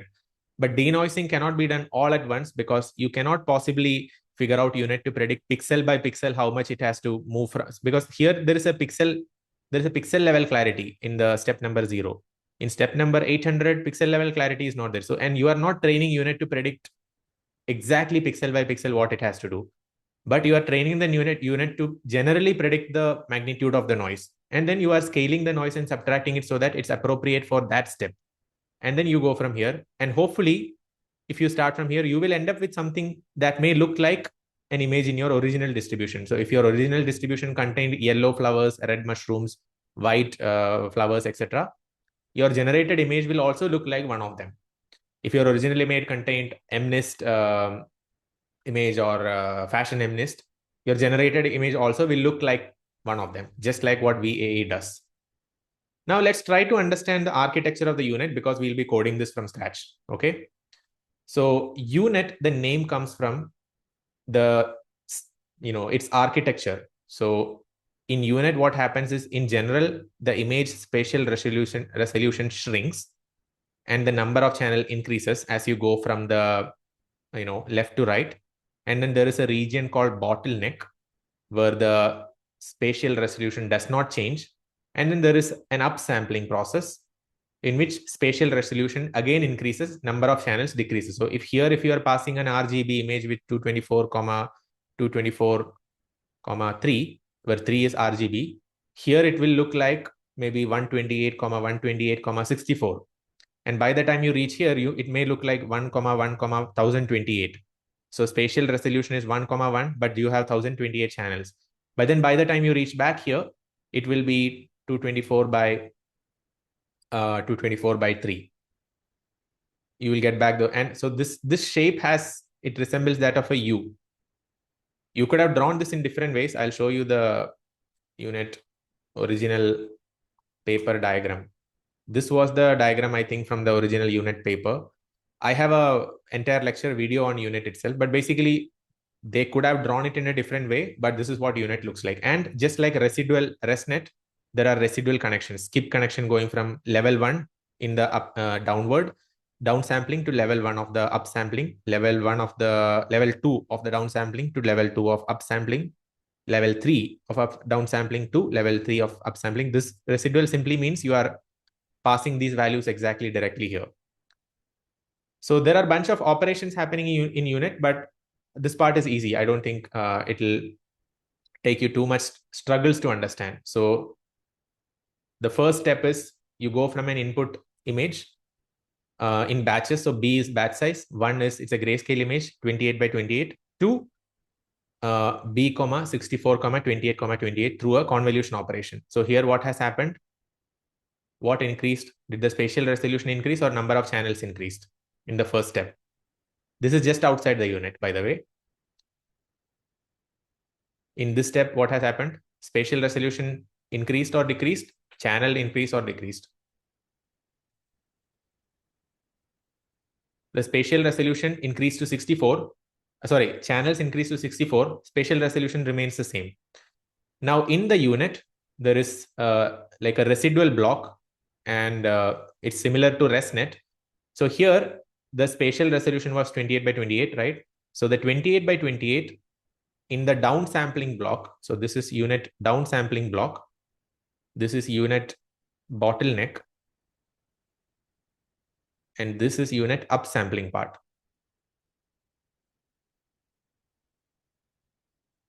In the downsampling, look at what's happening. You have a residual block where spatial resolution is generally decreasing. So by the time you reach the third block, you have 14 by 14 as the spatial resolution. Number of channels have doubled from 64 to 128. And in the bottleneck, it remains the same. Channel remain the same. Spatial dimension also remains the same. But the important thing in bottleneck is there is a self-attention layer. So in self-attention, you are converting your images in 2 dimensions. So it's a 14 by 14 image with 128 channels, right? You will flatten it to produce one sequence, and that sequence will pay attention on itself. So this is where the transformer part is coming in DDPM, but that is in fact the least important, I mean, not least important, but least difficult to understand thing in the entire unit architecture. So this is where the transformer comes into picture. And not the entire transformer, just the self-attention part. And then in the upsampling, you perform a convolution, up convolution. So usually in convolution, resolution reduces, but you can perform something called up convolution, where the spatial resolution goes up from 14 by 14 to 28 by 28. Channel dimension will gradually decrease. So here it is 128. Then by the time you reach here, it is 64. And by the time you reach your final prediction, your spatial resolution is 28 by 28. Channel is 1, batch size is B, and this is exactly same as how the input was. And this prediction is the final predicted noise. There is a lot of symmetry here. If you look at it, it's incredibly symmetric. So input is passing through convolution. Just before output, there is convolution. In the downsampling, there are 2 residual blocks. In upsampling, there are 2 residual blocks. In bottleneck also, there are 2 residual blocks. In bottleneck, in the middle, there is self-attention. In the downsampling at the starting, there is an average pooling to reduce the spatial dimension from 28 by 28 to 14 by 14, because pooling means you are pooling multiple pixel values into one single pixel. In the starting of the upsampling, you have an upsampling, which is the opposite of pooling, where spatial resolution goes from 14 by 14 to 28 by 28. This concatenate is the only probably the non-symmetric thing which you are seeing, but that I don't have to necessarily add like a block. Essentially what you have here, you are sending like a residual connection here. And this is an important aspect of UNet, because UNet can communicate from its initial layers of the downsampling to its later layers in the upsampling. This will reduce, gradient. This will make the gradient flow better. And one detail which you have to notice, the time embedding, right? So time step is embedded into a sine cosine embedding, which is passed into a multi-layer perceptron, so that your dimensionality will be finally 256 or whatever is appropriate. That time embedding is passed into all the residual blocks. So this time embedding is passed as an input here. Time embedding is passed as an input here. So all the red residual blocks receive time sampling, the embedding of the time as an input. So this is the UNet architecture. But in principle, what it is doing is, this is one input, which is the image. This is the other input, which is the timestamp. Then there is the UNet. This is the U part of the UNet. And this is the output. This is the output, which is the epsilon predicted. Okay, there is a question. Isn't the overall idea of UNet same as VAE? Downsample? Kind of, yeah, you can say that, but this is not doing the same thing as VAE.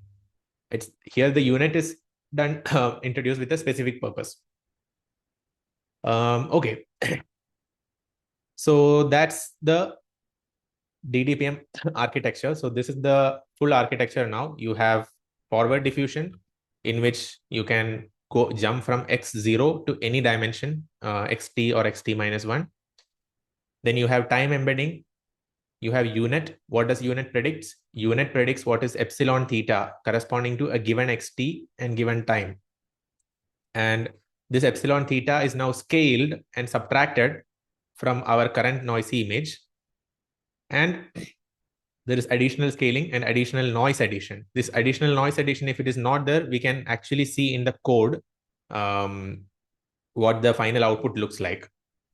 Loss is calculated just like this: epsilon theta minus epsilon, the actual epsilon, the whole square, something like that. This can be anything, basically, like similar to a root mean squared error or mean squared error, where epsilon 3 is the UNet predicted loss. Epsilon is the loss associated with x0 to xt in the forward diffusion. This is how UNet loss is predicted. So that's the so this whole part. Okay, what is this noise predictor network? It is the UNet. It is this guy. I could not draw this entire thing here. That's the reason why I just showed it in a diagram like this. but the inputs are the same. Xt and t is the input to the unit. Epsilon theta is the output. Epsilon theta is scaled and subtracted from my image t. And then that whole term is scaled by 1 by square root of alpha. And then you add an extra noise term, in the absence of which your final image will look just like a blur. But you add this extra noise term, which is also scaled by square root of beta t, so that the added noise term shrinks as you go from t to 0.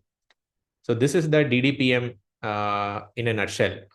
DDPM meaning uh, denoising, diffusion, probabilistic model. Okay. This paper is, in my opinion, the math part is very difficult to understand. But now that you have some idea, you can attempt to read it, but you will still find it difficult because there are a lot of Greek symbols. There are a lot of concepts from probability and Bayes theorem coming into the picture.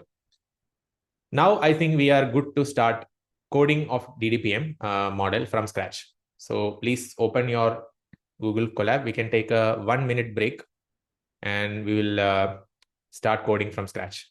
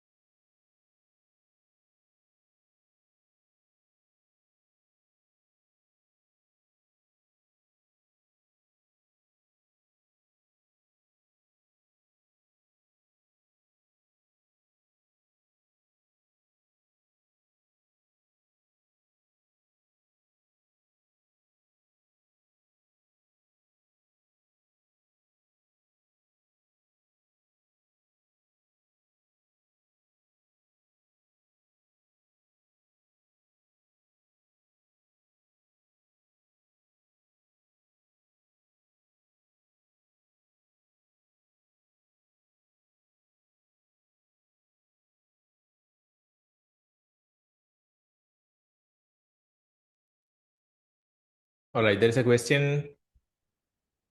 We are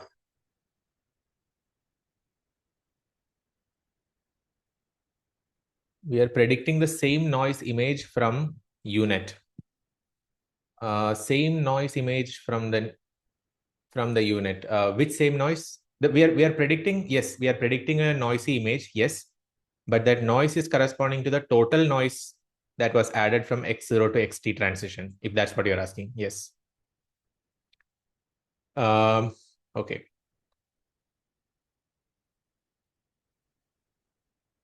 Now please open Google Colab.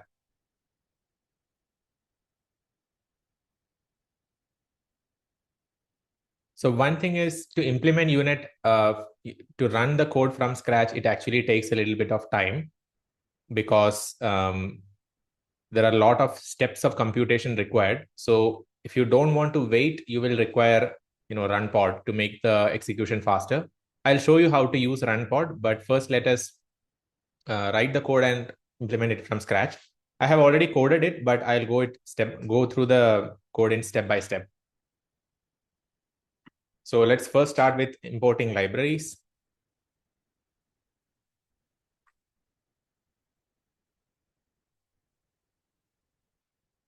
So first is import torch. Import torch.optim as optim. Then import torch vision.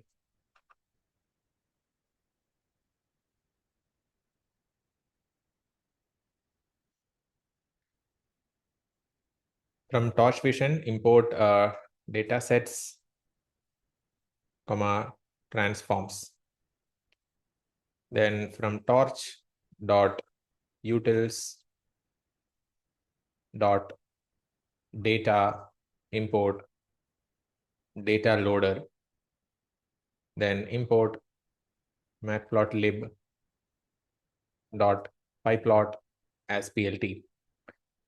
That's all we need. Yeah, import math also. This is all we need for now. So here for the time being, you can connect any available compute that you have. If you have Colab Pro, connect with any TPU. So DDPM from scratch.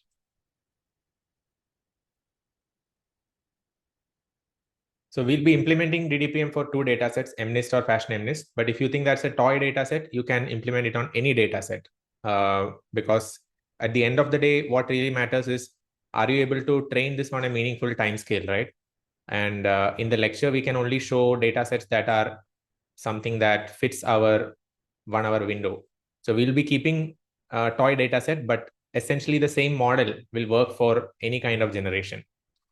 One thing in DDPM is that it's not promptable. By default, you can't add a text-based prompt and create an image. That is why Stable Diffusion is later there. That paper came, I think, 2022 or something. This was in 2020. So, but here there is no prompting, but the equivalent of prompt here is randomly sampling from the Gaussian, start with a random noise image. Then device.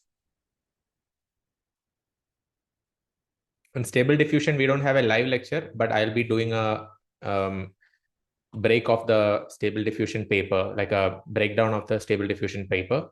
So Stable Diffusion is also difficult to implement with our limited compute. But of course, we can run inference. That's not an issue. All right, so this is device just to print. So one thing I will show you is here, if you print device, it will be CPU or TPU. Okay, in this case, it's CPU, but if we run it on runpod GPU, it will show as GPU. Now let's define some hyperparameters for our model. Not hyperparameters, so to say, just some variables. First is number of time steps we are performing the forward diffusion T equal to 1500. Image size of MNIST or Fashion MNIST 28 by 28. Then batch size of images, which we will pass into the data loader, which is 128. This can be different. I'm just using standard numbers. Then epochs for which we will run, let's say 20. Yes, I will also share the link to this Colab code so that you can directly take it from here.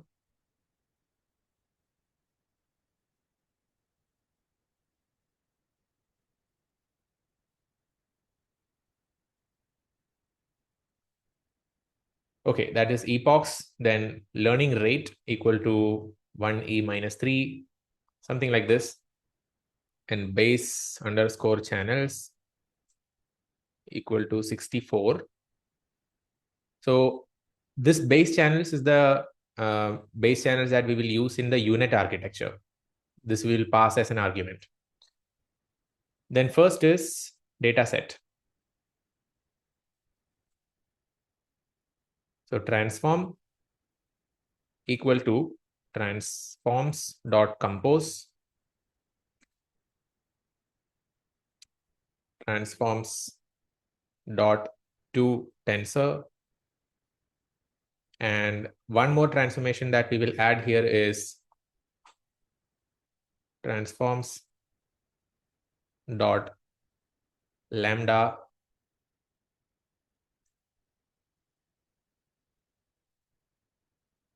where lambda x is such that, so I'll tell you why we are doing this. X plus x multiplied by 2 minus 1. So essentially what we are doing here is making the range of numbers from instead of from 0 to 1, this will now be, instead of from -1 to 1, this will be 0 to 1, right? Or I think it's vice versa. I think it's minus -1 till +1. Yeah, the range will become -1 to +1. And in general, for UNet model training stability, if the range of these numbers are from -1 to +1, it's better. By default, the range of x will be 0 to 1. So when x is 0, this will become 0 to 2 minus 1, which is -1. When x is 1, this will be 2 minus 1, which is 1. So range will become, instead of from 0 to 1, it will become -1 to +1. Then train underscore dataset equal to datasets.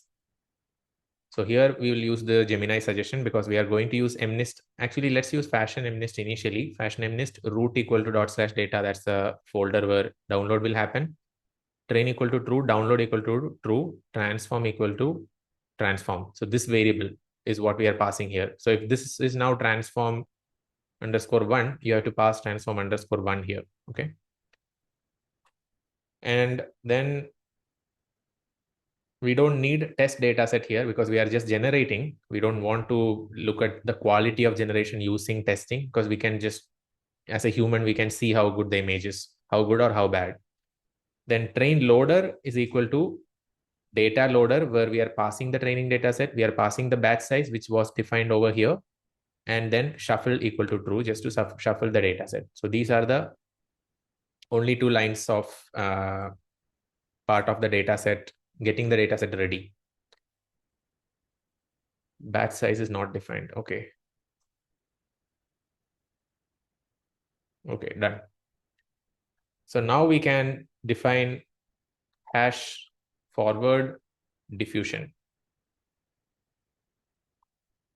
So in forward diffusion, actually not forward diffusion, just define the parameters first for scheduling alphas and betas. So alphas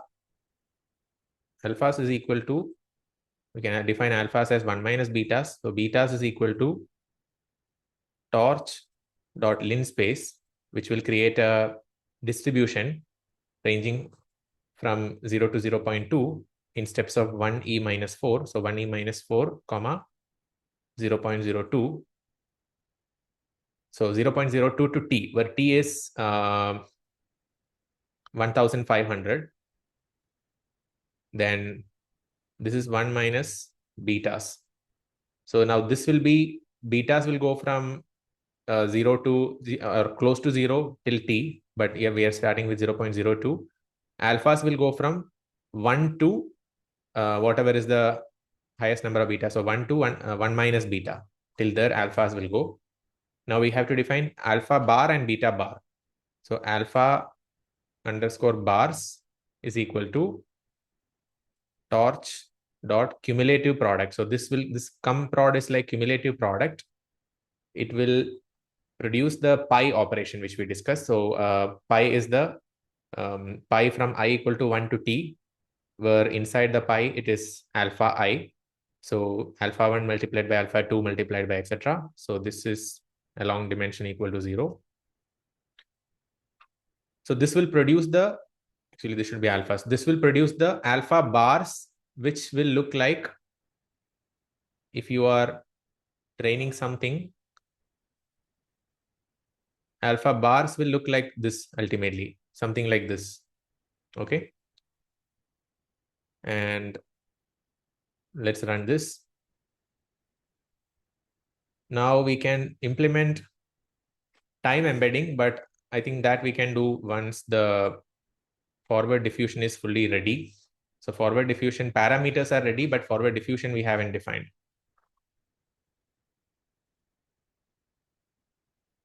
So we have to define residual blocks for UNet.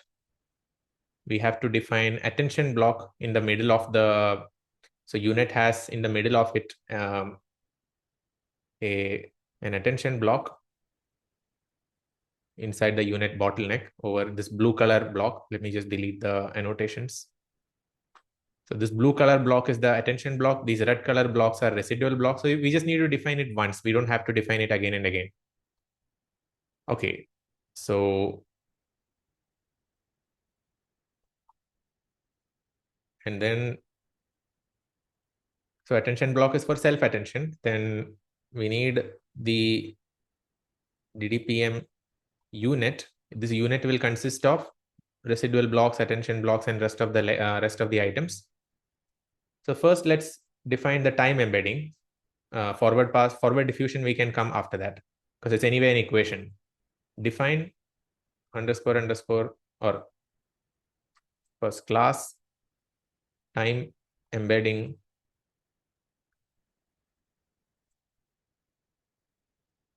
nn.module. I think we had imported nn somewhere.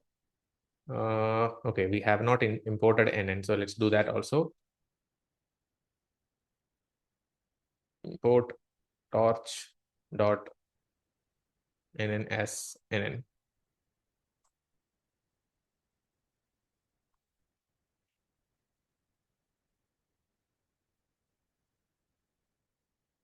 Define underscore underscore init. And here we are passing self. Any other arguments if we are passing, we'll figure it out. Then super for calling the parent class.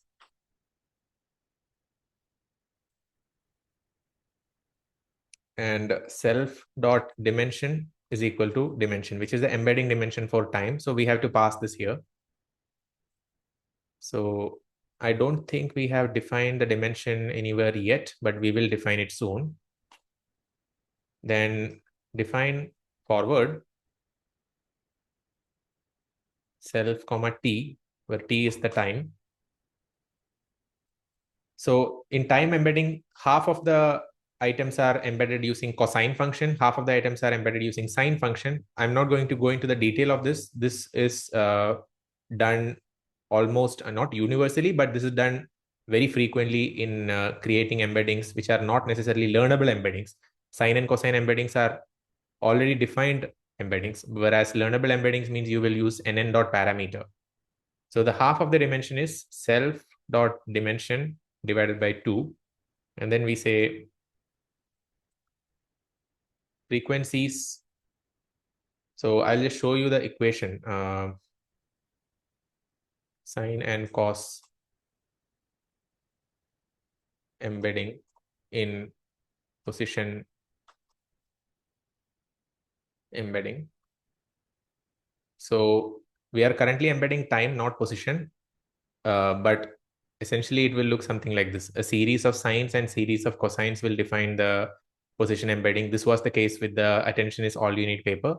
So inside this, there is a frequency term defined by this exponent, whatever is there inside the sine. And ultimately, what it will create is a unique time embedding for every single unique point of time. Here, look at this. Position in time step is 100. So here time step 0, time step 1, time step 2, etc. up to time step 100 are there. And the way it works is it's a 128 dimensional position embedding. So each row, it's very small, but each row is of 128 columns. And so here you can think of this as constructing 128 dimensional vectors to represent each point of time. Like that, there are 100 times here. So time starting from 0, 10, 20, 30, 40, etc. up to 100. And each of those timestamps are being embedded using a 128 dimensional vector. And now here, each vector is unique because of the way we select the frequency for the sine and cosine function. So this is also basically constructed using these embeddings are constructed using the sine and cosine functions. Okay. Let's leave the math of sine and cosine functions at that. Torch dot exponent of negative math dot logarithm of 10,000. So 10,000 is the same parameter used in these papers. Torch dot range, a range of. So that now sine will carry half of the dimension, cosine function will carry the other half. So device equal to half comma device equal to t dot device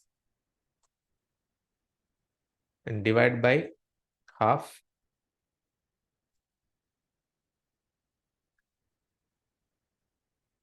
minus 1. I'm sure a bracket is missing. Yeah. Then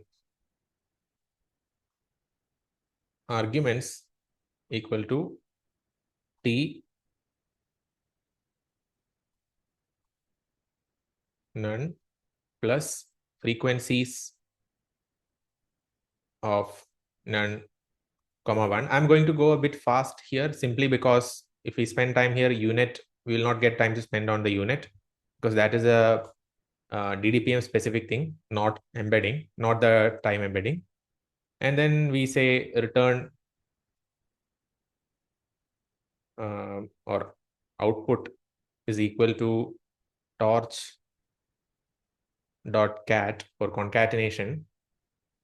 And here we are concatenating in one vector torch dot sign of arguments, comma, torch dot cosine of arguments.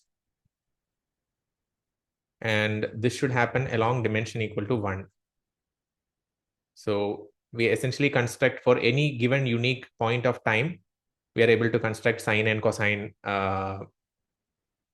functions, and we use sine and cosine to embed the time point. So this is not a learnable time embedding. Now I have a question. If we increase the, this t equal to 1500, what if this was, I had one more zero? How do I know that there are unique embeddings possible? I can simply increase this frequency because if I have more frequencies available, I can represent more embeddings, more of unique embeddings, and then return output. So this is the class for time embedding. I'm just running it to make sure syntax wise it's correct. Now we can code residual block class res block of nn.module super before super define underscore init self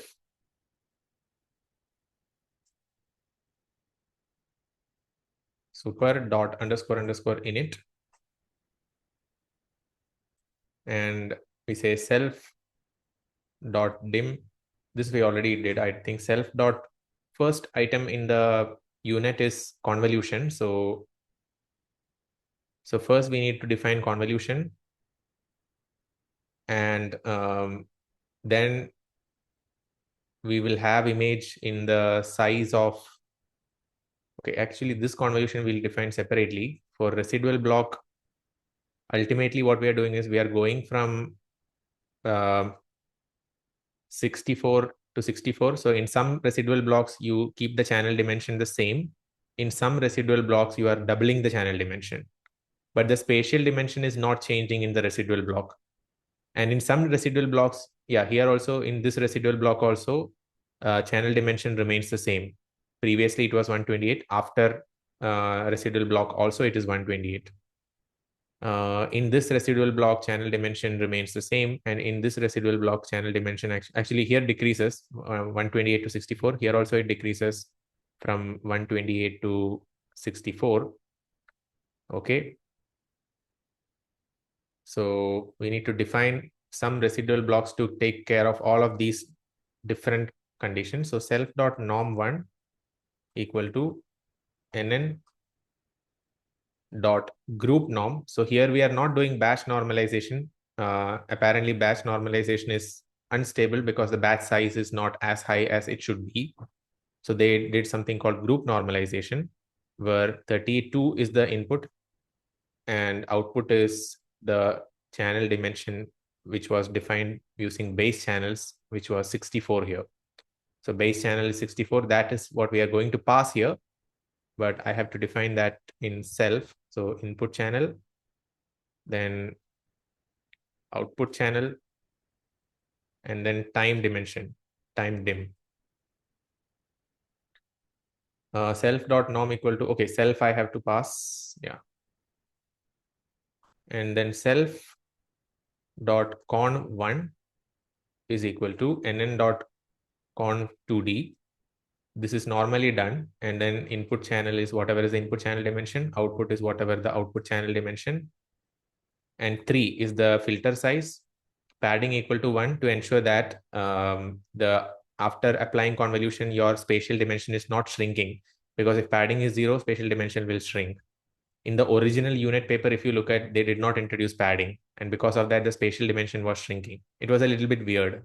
So UNet paper is extremely highly cited, by the way. I think it has 100,000 citations, more than that. Yeah, 128K citations. This is the original UNet paper. Anyways, then and self dot norm 2 is equal to nn dot group norm of 32 comma output channel. Then self dot con 2 is equal to nn dot con 2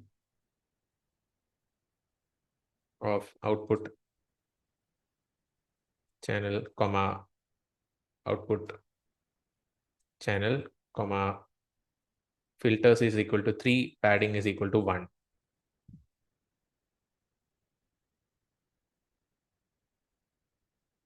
So this convolution operation takes you from 64 to whatever is the value of this out channel. This convolution operation does not change the number of channels. Then self dot time projection. So time projection is here. Here you can see there is a multi-layer perceptron for projecting the sine and cosine embedding time into the final dimensionality, whatever the final dimensionality is. So self dot time projection is equal to nn dot linear. So it's a linear projection from time dimension to output channel. So channel dimension itself is the output, is the embedding dimension. So whatever is the output number of channels after the convolution operation, that is the embedding dimension for both images as well as the time embedding. Then self dot skip equal to nn dot con 2d input underscore channel, output underscore channel, comma.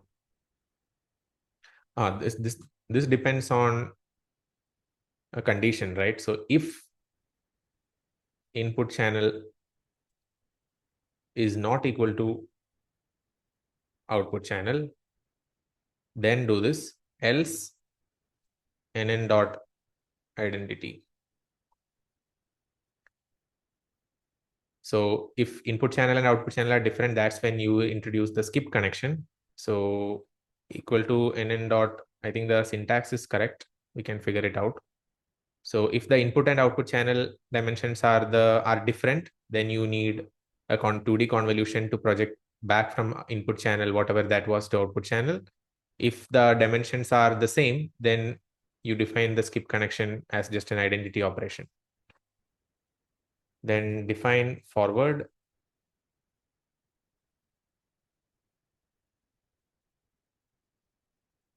Self comma x h equal to self dot conv 1 of torch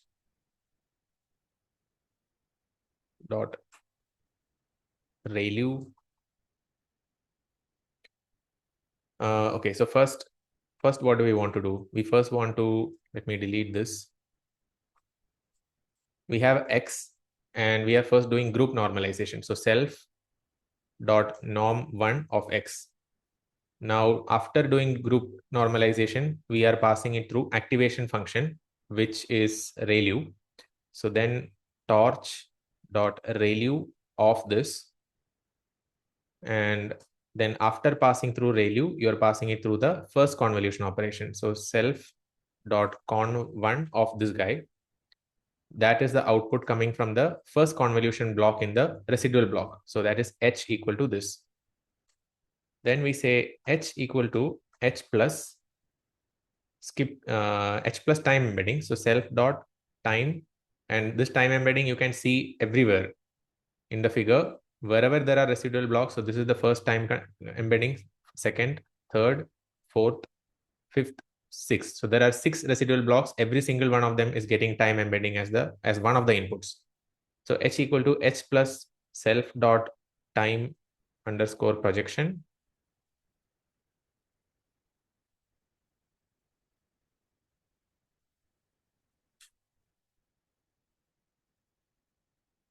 And of t, but then your time projection actually is just a time variable, but your images are having 4 dimensions: batch, channel, x, and y. So here you have to expand this to 4.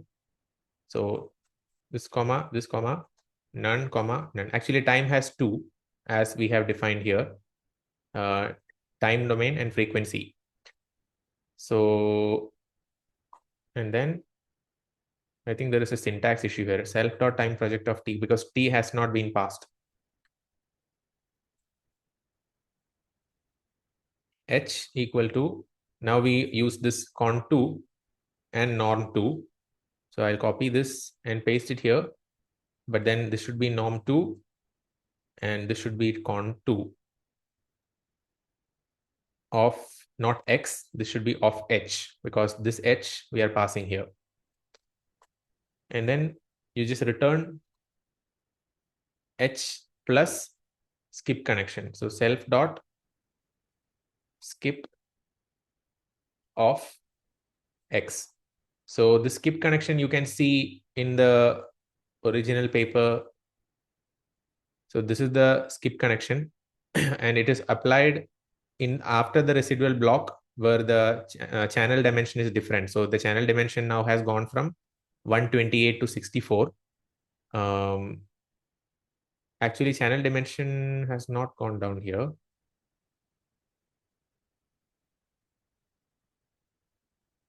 Okay, let me just make sure that this number is correct or not. You upsample, so number of spatial dimension increases, channel dimension does not change, and then residual up block, which means spatial dimension in general here has increased from 14 to 28, but channel dimension should eventually get back to 64. And then I think there might be a typo in this block or this block. I have to just confirm. Okay, channel dimension goes from 128 to 64, and then you will concatenate another 64 dimension to make it back into 128. And then you again make it from 128 to 64. Let me just double check if this is correct or not. I think it is correct, but I'm having a bit of confusion because then this should be 64. Yeah, okay. Here channel dimension is 64. Okay, I think it makes sense. So here, what is happening is here the channel dimension is 64. So there are skip connections in UNet, just like ResNet, and the concatenation is done along the which dimension? Along the channel dimension. And concatenation is not done for those res block whose output is not 64. So if output is not 64, so here output is 128, there is no concatenation. Here output is 128, there is no concatenation. Here output is 128, there is no concatenation. Then similarly, here the output is 64. Here and right after that there is concatenation, and here there is 128. But I'm not 100% sure if there is one skip connection going to this one also. Like something like this, something going from here to here. I'm not 100% sure if this skip connection exists or not. Okay, so that I have to clarify. But if that skip connection was there, then this 64 would have become 64 plus 64 to 128 again. So maybe that skip connection is not there. Maybe skip connection is there only in this one. Okay, so my confusion is, guys, where all are there skip connections? Is it only at this place where the channel dimension is 64 in the output? Or is it also there here? Because here also output channel dimension is 64. But if skip connection was there here, your total channel will become 64 plus 64 right after the concatenation, which is 128. But then that is disagreeing with this, because here the input is 64 and output is 1. So here, if input is 64 here, output should be 64 here. If output has to stay as 64 here, you should not have a skip connection. So that is my logic. So I don't think there is any skip connection here, but I might be wrong. I'm 99% sure, but I'm not 100% sure. The link, collab link, I'll share right now.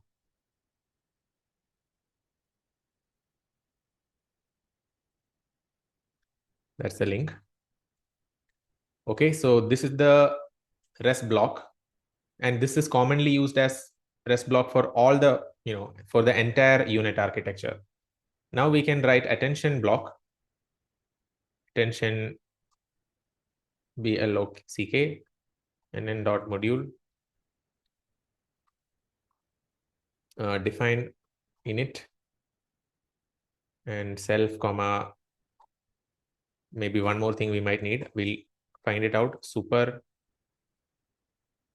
dot init and first self dot norm. So this normalization is done very commonly, but here it is group norm, and group normalization such that input is 32, output is whatever is the number of channels. Then self dot, now we have to define query key value, self dot key, because this is self attention of one sequence to itself, self dot v. So the code for all these three will be the same because you are projecting through bunch of learnable parameters. So nn dot params, actually self dot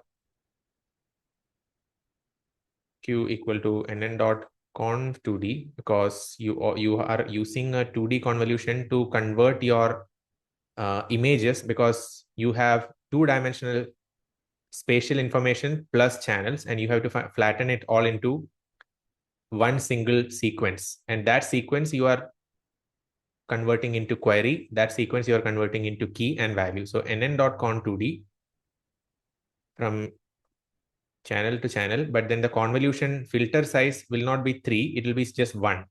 So a 1D filter.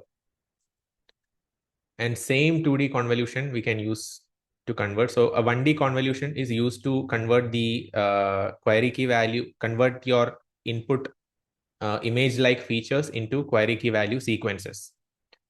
And following this, we should have a projection, self.projection equal to nn.conv 2D of channel, comma, 1. This is also fine. Then define forward, self, comma, x, then batch, comma, channel, comma, height, comma, width equal to x dot shape. Then h is equal to self dot norm of x. So this is where we use this normalization. Then q equal to self dot q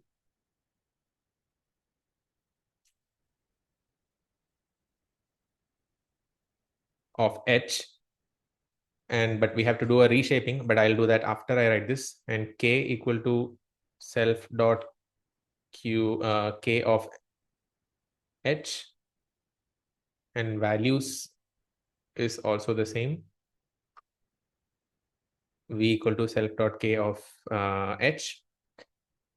But then we have to reshape it such that we get back the image size after applying self attention. So batch, comma, c, comma, height and width is the total number of tokens in the sequence.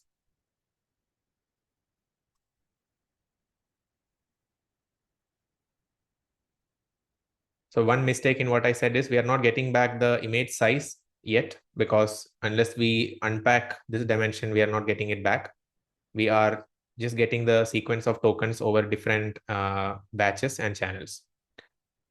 And attention equal to torch dot softmax of query dot key transpose divided by square root of d multiplied by v. So q dot transpose of key, but in transpose we are transposing not through batch dimension, it's through sequence dimension, sequence and the channel dimension.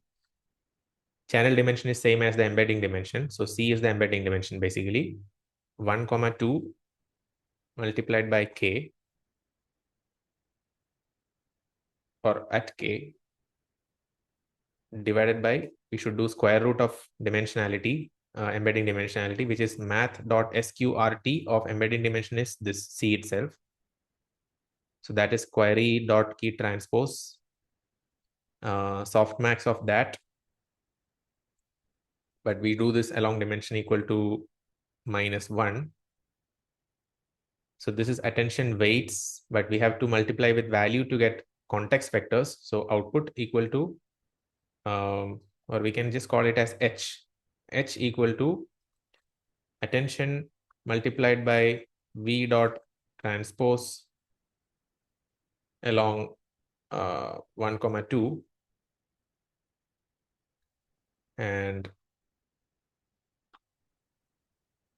this whole thing we can transpose back 1, 2 dot reshape such that batch, channel, height, and width we get back. So after the attention, we have to still pass it through the residual block. So inside this attention, images are considered as token sequences, but outside, just before and just after, we have to get the image back, which is why we are reshaping it into back into batch, channel, height, width. And then return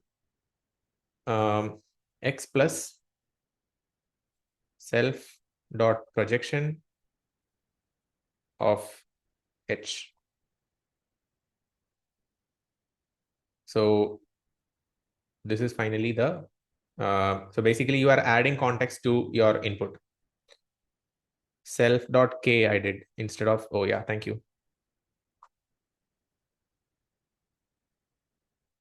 Now let's implement the unit. Now that we have implemented the ResNet and the attention block, this part should not take too much time. So class DDPM unit nn.module. Then define, this part is common, so super, we don't have to pass anything. Self.unit, we don't need. This is all Gemini suggestion, I'm just deleting it.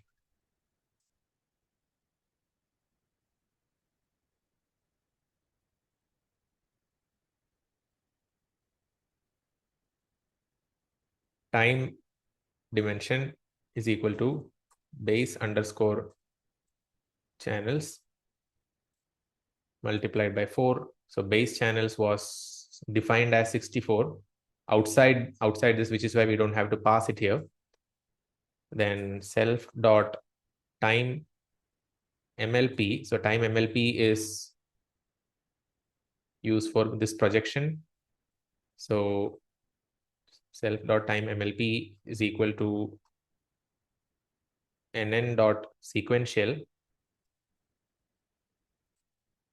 of nn dot linear. So we need a linear projection from what dimensions? From, okay, first of all, before all of this, we have a time embedding. So time embedding, which is the class that we have defined over here. So time embedding into which we are passing the time itself. So we have the embedding vector, time embedding of number of channels. So we have base channels. So this is the vector. So originally it was base channel, which we are projecting into 4x dimension, and then we are projecting it down. We are not projecting it down, I think, from the architecture. Yeah, I think we are not projecting it down. I'm not 100% sure if there is a, this one was made in Figma by me.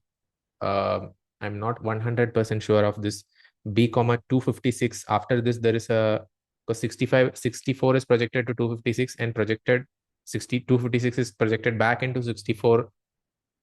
I am not 100% sure. I have to check that. So because of that reason, code may have mistake. Let's see. If it runs, then it's good. Then following that, activation nn.relu. Then in this linear, we have to mention the projection. So projection is from base channels to time dimension. So I don't think there is a projection back, but let's see. Then after ReLU, nn dot linear from, I think the way I should write this is, this part is confusing. So basically what's happening is from 64 dimensions, we are projecting to 256 dimensions. And then usually what happens is we project it back to 64 dimensions. But here in the paper, the way they implemented, as far as I understand, is 256 is put back into 256. So you are not projecting it back. You are keeping it in the same dimension. But in multi-layer perceptron, since this is the hidden layer, this is the output layer, you have to add one more nn dot linear from 256 comma 256. So that is what we are adding now. So nn dot linear from time dimension comma time dimension. So that is the self dot time MLP. Then self dot convolution in. This is the first convolution which you see here. This one, self dot, it should match with the convolution number of filters. You mean over here, right? This one, right? And filter, if it is 64, this 256 should match this one, right? Yeah, we'll come to that. Self dot con in is equal to nn dot con 2d, and you're going from 1 channels to number of base channels. Initially it was grayscale, so 1 to 64, and then using 3x3 filter and with padding equal to 1. And then self, now we are defining downsampling part. Okay, so here it is downsampling. Then here it is bottleneck of the unit, and after that it is the upsampling. So down, up, and bottleneck, those are the 3 parts of the unit architecture. So self dot down 1 is equal to, first it's so in unit architecture you have rest block followed by average pooling. Okay, so self dot rest block of, not self dot, actually just rest block, because rest block is defined as a class. We cannot write it as self dot this class. So we are instantiating the rest block which these parameters, with these parameters, base underscore channels comma, so base channel, how many output channel that block has, and the time dimension. So base channels comma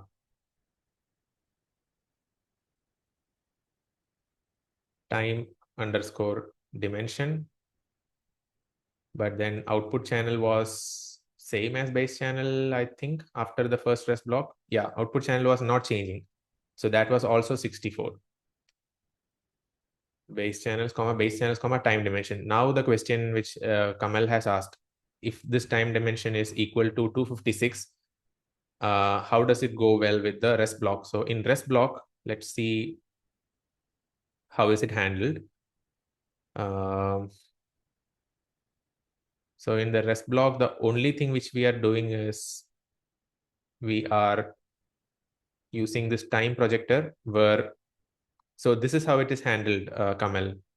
So in the residual block, we are using one projection for time where there is, so this time dimension is 256, and we are projecting it to whatever the output dimension should be. If this particular residual block is such that output dimension is 64, time is projected back from 256 to 64. Okay, so this line of code takes care of that. Okay, so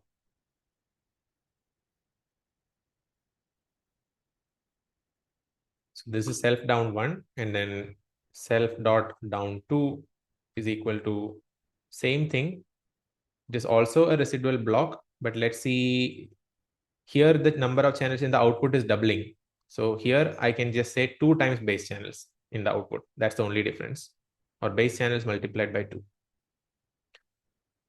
And then following that, there is a pooling operation that we can just say self dot pool.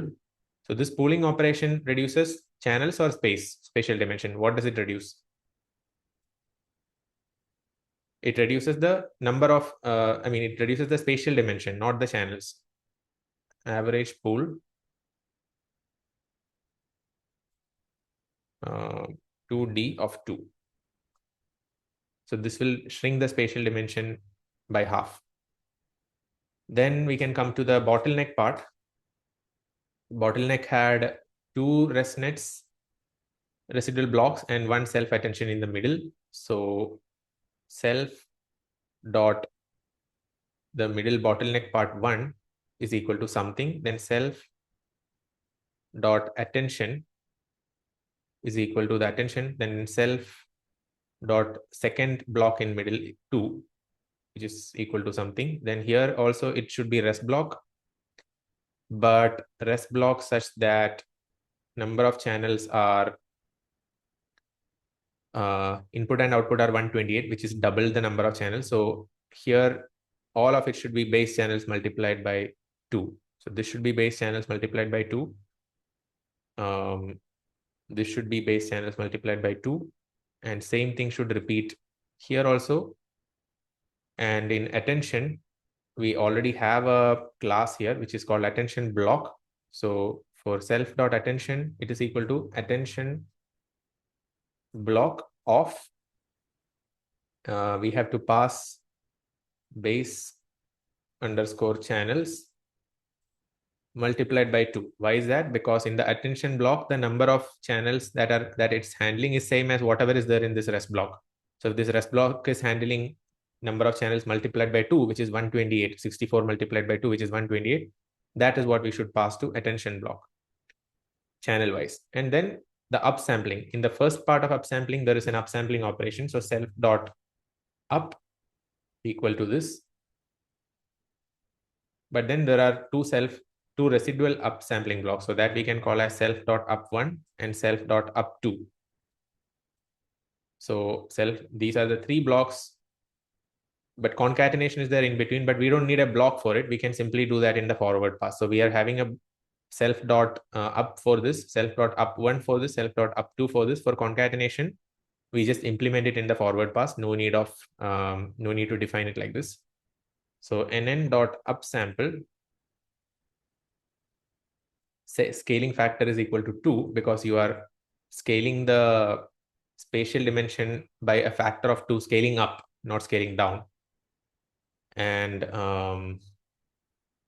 mode equal to, there are few different modes. One is called bilinear interpolation, but here we are using a mode called nearest. Nearest meaning if we are creating new pixels, the new pixel value will be based on the values of the nearest, geometrically nearest pixel. Then this should be rest block as well, but rest block in such a way that input is 128, output is 64. So which means this should be base channel multiplied by 2, but here multiplied by 2 is not needed. And the last rest block will be similar to this rest block. Multiplied by 2 factor, I think it is needed. In the last rest block, you are going from 128 to 64. Yeah. So which means this should be multiplied by 2. Second one is just base channel. So this is the rest block in the up convolution. And then finally, last thing is this convolution, which takes the number of channels. Spatial dimension remains the same. Number of channels goes from 64 to 1. So self dot convolution out, con underscore out, is equal to nn dot conv 2d. And we go from base number of channels to number of channels equal to 1. And that's it. Padding to make sure that the spatial dimension is not shrinking. So padding equal to 1 and convolution filter size is equal to 3. So that's it. These are the major parts that we have to define in the unit. Then define forward, self comma x comma t.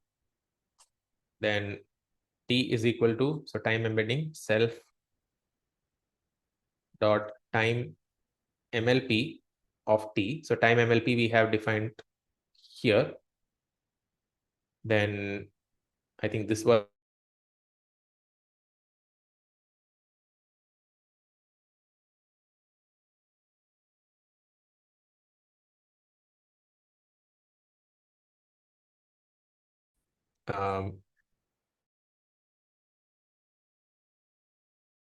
a skip connection to be added from this output. So whatever this output is, we need to preserve that value because that has to be added as a skip connection. Okay. So I'm storing it in a variable called x. Then I will say h equal to self dot. Now it is the down arm of the unit. So down one of x. Then I can say, so this is D1 and D2 will be the down 2 output. So D2 is equal to self dot down 2 of D1. But one thing I forgot to do here is I have to also pass the time. So for all the rest blocks, we have to pass the time input. So down 1 and down 2 will have time input. Actually, there are 6 rest blocks, 2 rest blocks in each of the in the left arm, in the bottleneck, and in the right arm. Then h equal to self dot pool. This is to reduce the spatial dimension of whatever is this output. This is D2. Now we are in the bottleneck of the unit. So self dot mid one of h comma t because we are passing the time. H equal to self dot attention of h. For attention, there is no need to pass the time. And h equal to self dot mid 2 of h comma t. That is the middle part, and then the upsampling part. H equal to self dot up of h. Then we say h equal to self dot up 1 of h. This is the second rest block. First rest block in the upscaling part. Then now we have to do concatenation. So now this is where I said for concatenation, we can just do it in forward pass, this concatenation. Concatenation of whatever is the output coming from this, which we had stored in the variable called x. So now we have to do the concatenation. So h equal to torch dot cat of h comma d1. Actually output, not x. Output is what we have to store. So d1 is what we have to pass here because this d1 is the input that is required in the concatenation, comma dim equal to 1. Then h equal to, now we are implementing, now unit is entirely done except for this part, except for this 2D convolution. So h equal to self dot up to of h comma t. Okay, now not that. After concatenation, one residual block was missing. After residual block, the upscaling. So h equal to self dot conv. I think this was called con out of h, and then we simply return h. So that is the unit architecture. There is a lot of lines, but logically it's not that difficult once you understand the unit architecture. And that's it. Model equal to DDPM unit dot to device, and optimizer equal to optim dot adam w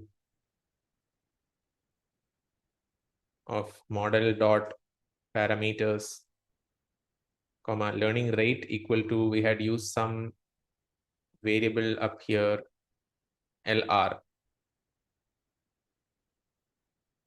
equal to this. And so run this. Okay, there is some error.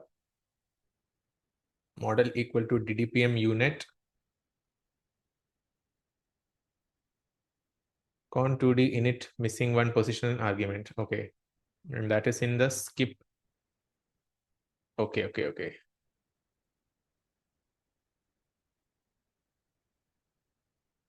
So I am missing an argument in the skip. Yeah, in this one. So nn dot con 2D input channel, output channel, number of kernels and padding, right? So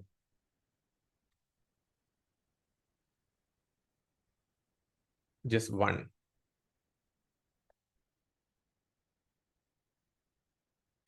So this is the skip connection added such that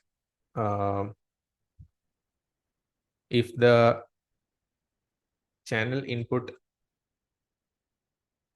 is not equal to channel output, then you have one. So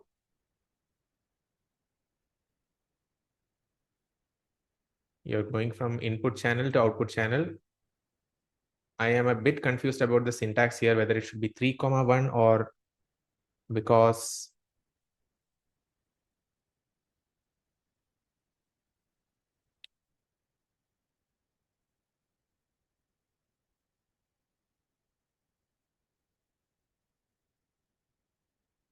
here the only functionality is to define whether there is this skip or not. I'm not sure if you need a 3x3 filter with learnable parameters for this. I think it should be just something like this, where filter size is like 1 by 1. Let me go with this line of code first. If it's not working, we'll see this. Okay, and just run all. Okay, DDPM unit has no, okay, this should be parameters. Okay, now it's running. Now we are at the last stage now. I think now it's just the training loop and DDPM sampling, because see, sampling happens after training the unit. Okay, so now it's just the training. So for epoch, this is where we discuss the loss function. So now I think you will enjoy, because the difficult part is done. So for epoch in range of epochs, for x comma dash in train underscore loader, x equal to x dot 2 of device, and time equal to torch dot rand int. And we pick so during training of the unit, what are we doing? We are sampling a random time point between 0 and 1500. We calculate the error added, and we train the unit to predict what that error is, right? Not the error, the epsilon value. So t equal to torch dot rand int of 0 comma t, where t, the value of t is 1500 according to us. And then we have to do x dot shape of 0 comma. So this is to get this random integer in the shape that is required for us, so that device equal to device, so that when we pass this, it will not cause dimensionality issue.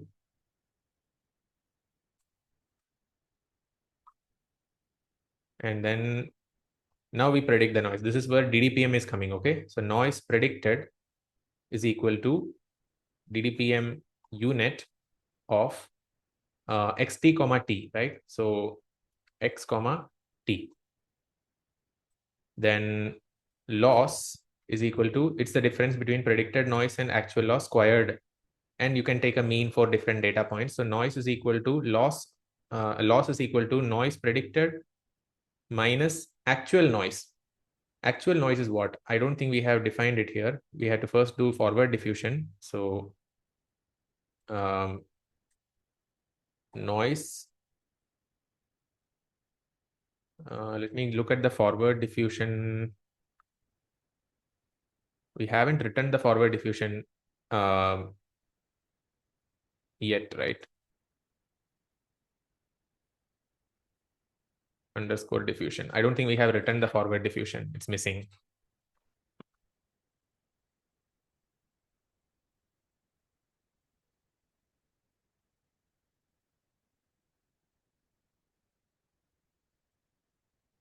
Basically, this should be this something minus actual noise, predicted minus actual noise raised to 2 dot mean.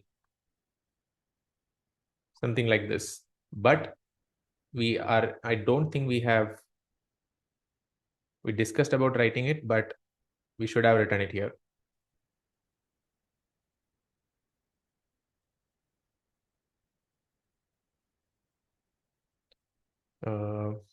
This can be just a function actually, forward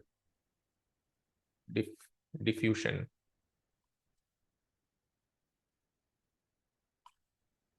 And noise is equal to, noise is sample from our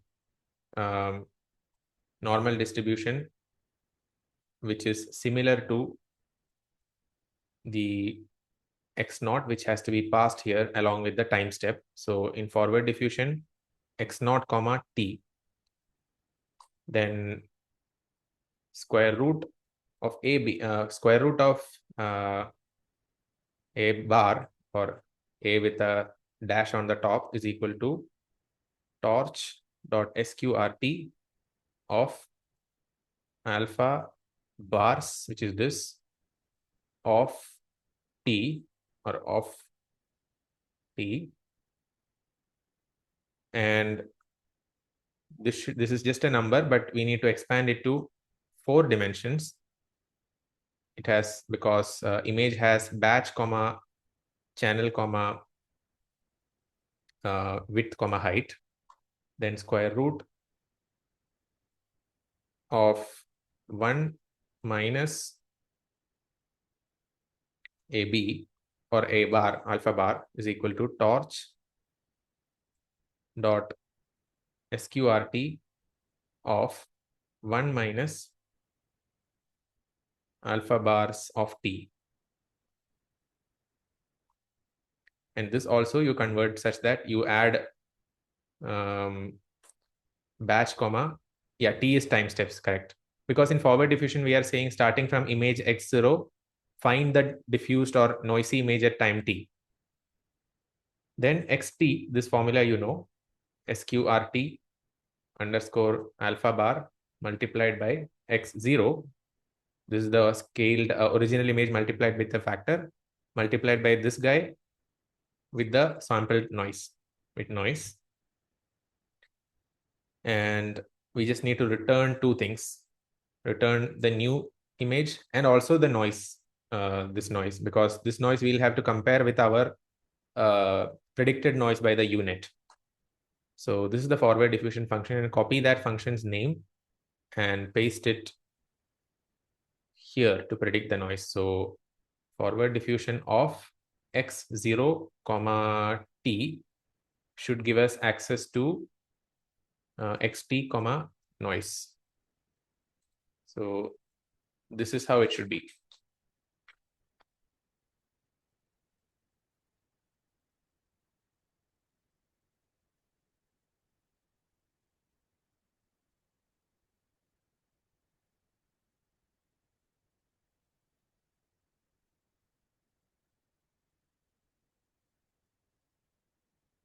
And then we just use this loss in the optimizer. Optimizer dot, each batch should start with fresh gradient. So dot 0 grad, then loss dot backward for back propagation, and optimizer dot step, and then print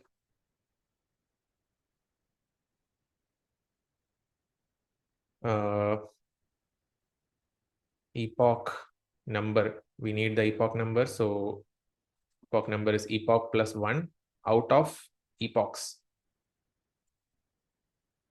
and the loss is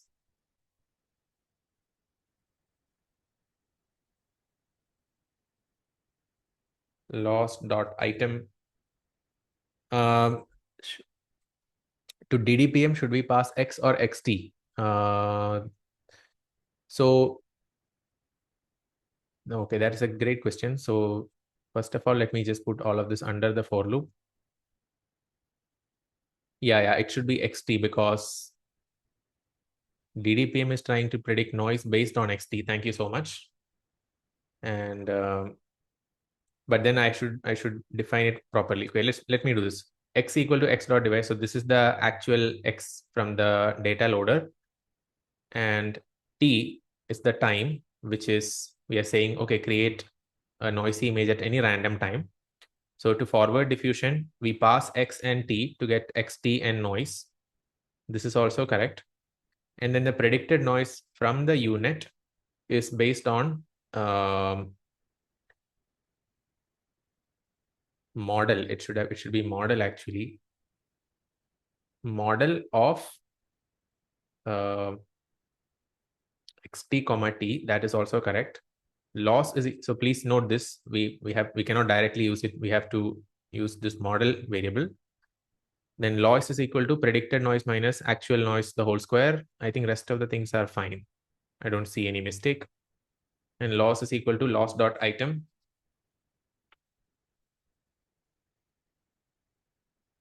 to 4 decimal points dot 4f.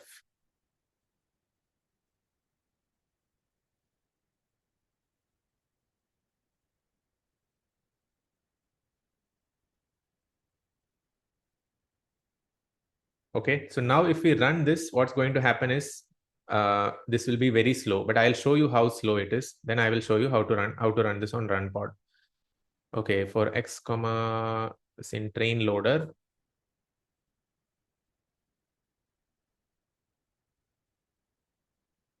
Okay, noise predicted equal to model of xt comma t.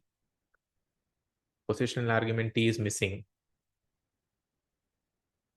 Let me check if okay, yeah. So here it should be self comma uh is it t or time dimension? Not dimension.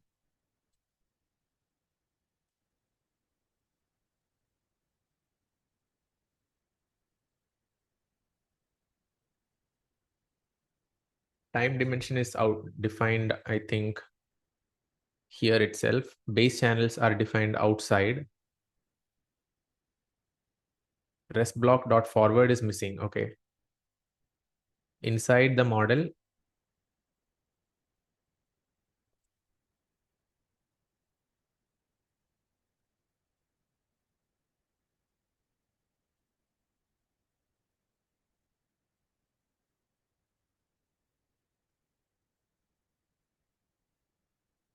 I think there is a time missing in one of these rest blocks. Can you help me identify where is that?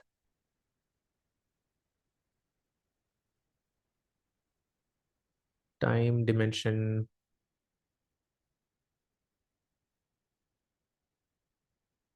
In attention. In attention, we are only expecting the channel dimension, but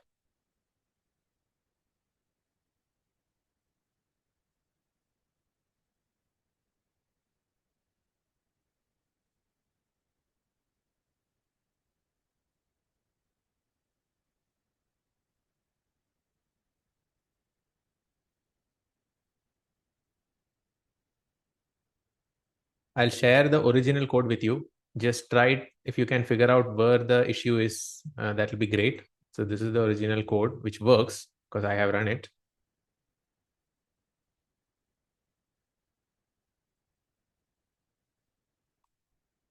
So while you figure out the issue, I want to show you something, how to set this up to run on run code. Okay, in self.up, okay, let's see.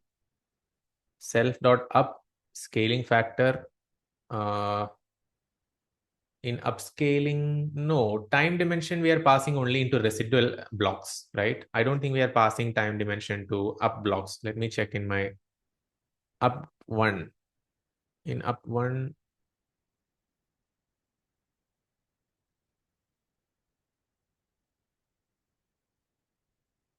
oh yeah, thank you so much. Yes. So it was missing in this line in self.up1. Okay, thank you. I think that's the issue. Let's run and see.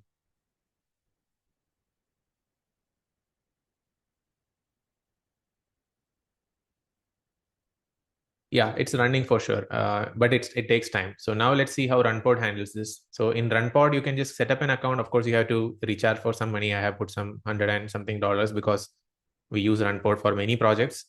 But I have one pod dedicated for. So creating a pod is easy. You create an account on runpod, add your credit card or recharge for certain amount, even less than $5 is enough, and then go to pods, click plus deploy, and then from all these available GPUs, pick whichever is appropriate for your particular problem statement.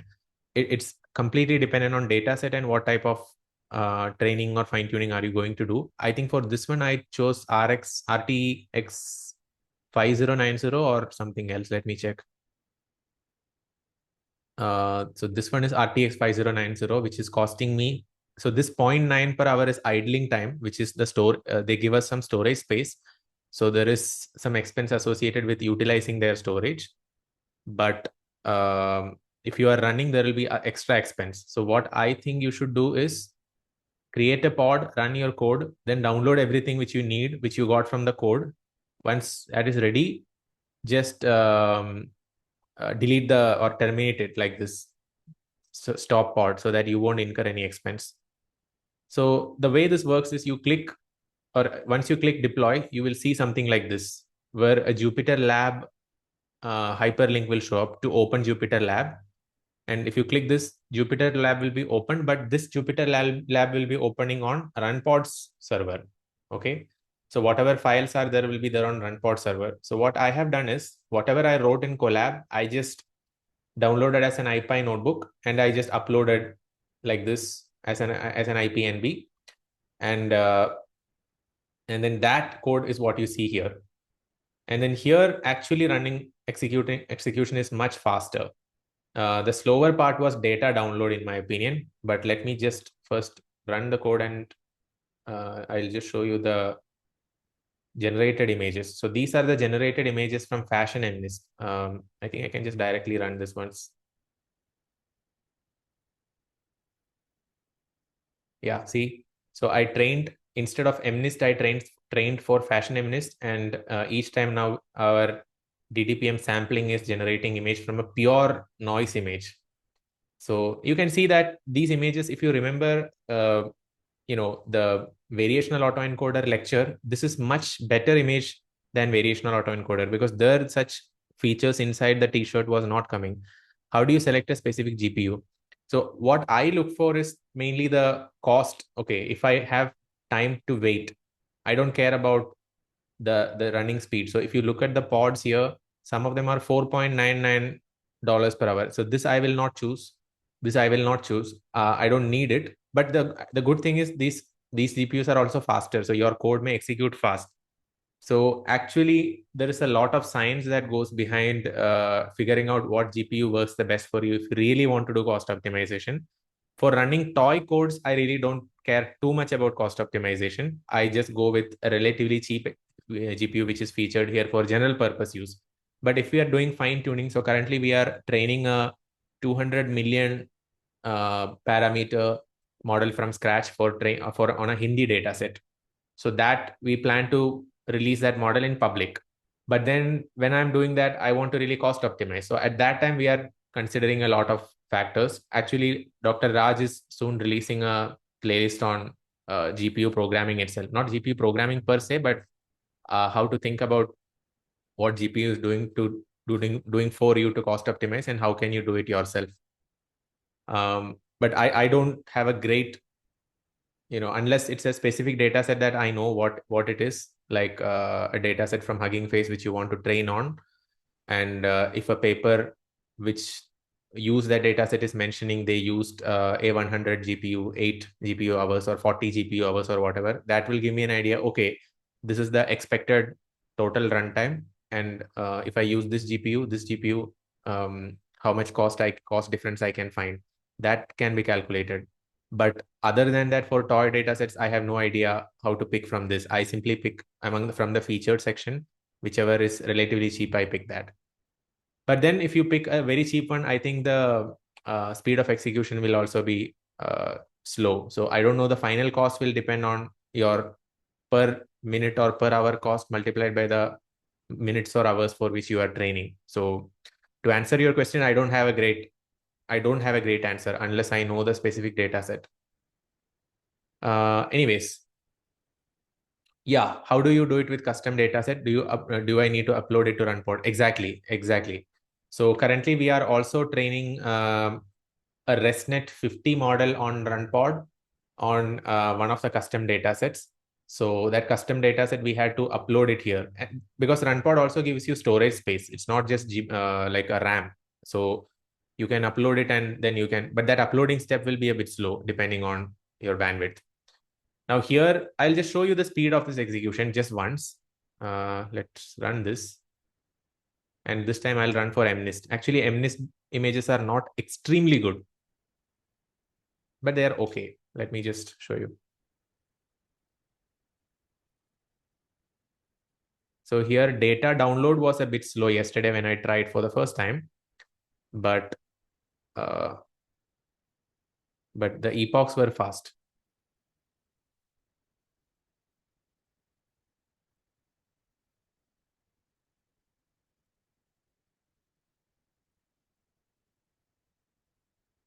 Yeah, one more thing. See here, now it's using GPU. So using device CUDA, which one is preferred, Collab Pro or RunPod?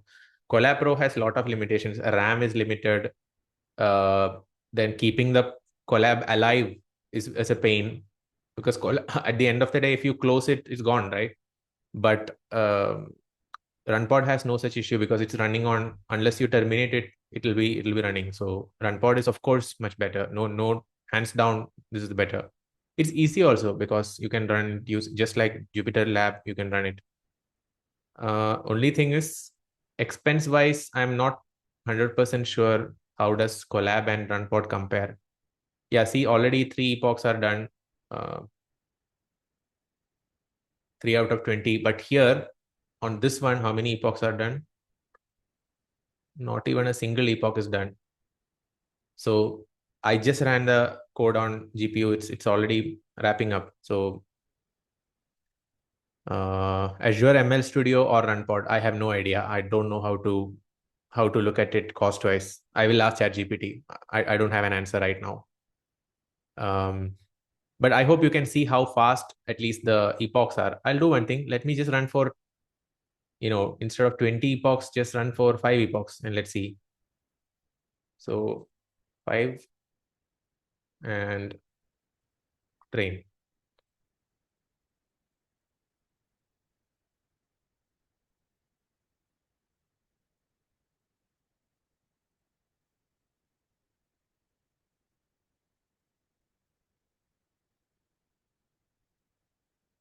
So what I suggest you do is, I'm not sure if RunPod gives do they give any free credit? Because it's been a long time. I'm not sure if they give free credits or not. But if they do, or if there is any way for you to get RunPod free credits, try running this code. Try downloading this as an IPy notebook, IPNB, and then upload it on RunPod and try running this just to see how speed-wise, how amazing or different it is when you have a proper GPU setup versus when you don't have. I mean, I don't have to say it, you all know it, but still when you experience it, it's a different feeling. So just try it once.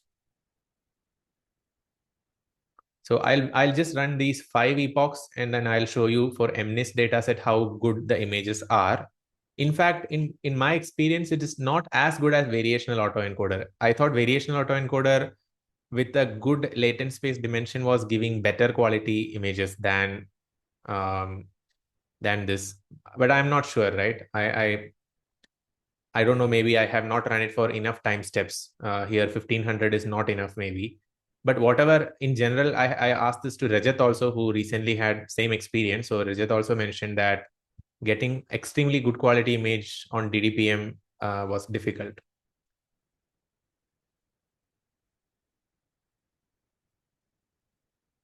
Okay, almost wrapping up. Okay, so this is done. Now let's run DDPM sampling function. and generate samples. Okay, these are the samples now for MNIST 8, 9, 4. So not good, right? Not that good. Auto VAE was much better. So time step, the one way to know if your time step is good enough or not is run the forward diffusion, okay, and plot the image to see if the image looks like a completely noisy one, or if you can still make out meaning from the image. If you can still, if the image still looks like, something like this, you know that the number of time steps are not enough. So you can figure it out by trial and error. For some type of images, t equal to 250 is enough. Here I'm running for 1500, which is more than enough, I think. But whatever it is, my accuracy, my MNIST images are not the best, I would say. Still, we'll see what can be done to figure out what can be done to make DDPM much better. So I think this is a good time to stop. The lecture has been super long. I really wanted to stop by 12:30, but I think we ended up having a lot of discussions.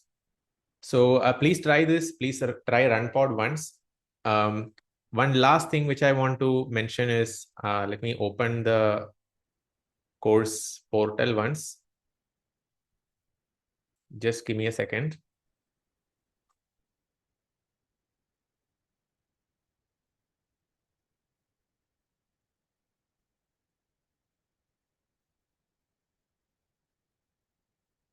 Okay, so this is a link which I had shared, I think 1 or 2 days back. This is on a platform called Senja.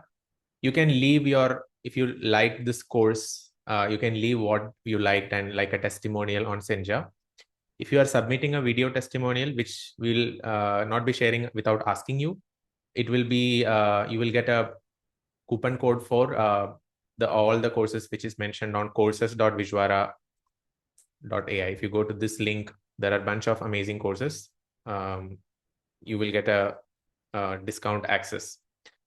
But otherwise, it has been an extreme pleasure of mine to teach this course. I think it has taken 17 or 18 weeks total. I planned 14 weeks, and in between there were breaks for 1 or 2 weeks. So I originally wanted to wrap up this course by beginning of January, but now we are at the end of January. Two topics which I said I will release in a self-paced mode. One is stable diffusion and one is Dino, mostly V1. So that will be done in the next few weeks. I'll let you know through a notification. But we have come a long way, right? So right now we are at generative image generation through use with the help of transformer architecture. Although here transformer is doing very little, it's mostly done through sampling process itself. But in the previous models that we discussed in this course, it was very different. So overall, I'm sure a lot of things you remember, but a lot of things you have also forgotten. If somebody suddenly asks how the swing transformer architecture works, maybe you'll have to sit and think for a little bit. But that is all right. Overall, I hope the major takeaway from this is how transformer architecture can be utilized for image-based data set, not just for text-based data. That is the first and foremost biggest takeaway. Second thing is, if you are building, transformer-based architecture for applications like vision language action, vision language planning, somebody was discussing in the Discord also about vision language action and planning. I do plan to conduct an entire program based on VLA for autonomous driving. So how to make use of vision language action for self-driving cars, and this time some hardware also will be involved, like using a toy car, Raspberry Pi based, for programming it with either a multi-model model or a text encoder plus a separate image encoder in Fusion. So that's my next plan for as far as vision with transformers is concerned. So I think we can wrap up the lecture here now. Please submit your thoughts on Senja, the link I have shared in the chat. So thank you so much, and I'll meet you again in one of the upcoming courses. If you have questions or if you want some advice on what all things you could be doing in the future, you can just drop an email over here, sridhat@vijwara.com. Just drop an email. I may be late to reply, but I will, because the inbox is almost always crowded, but I'll try to get back to you as much as I can. So thank you so much. Please revise the material if you need, and reach out to me for technical or career-wise questions. I'll be happy to help you. Thank you so much. It was a pleasure teaching all of you. Please submit something on Senja. I'll be really happy to see your comments. So see you soon sometime later, and looking forward to seeing most of you in VLA for autonomous driving also. We'll meet hopefully soon. Bye.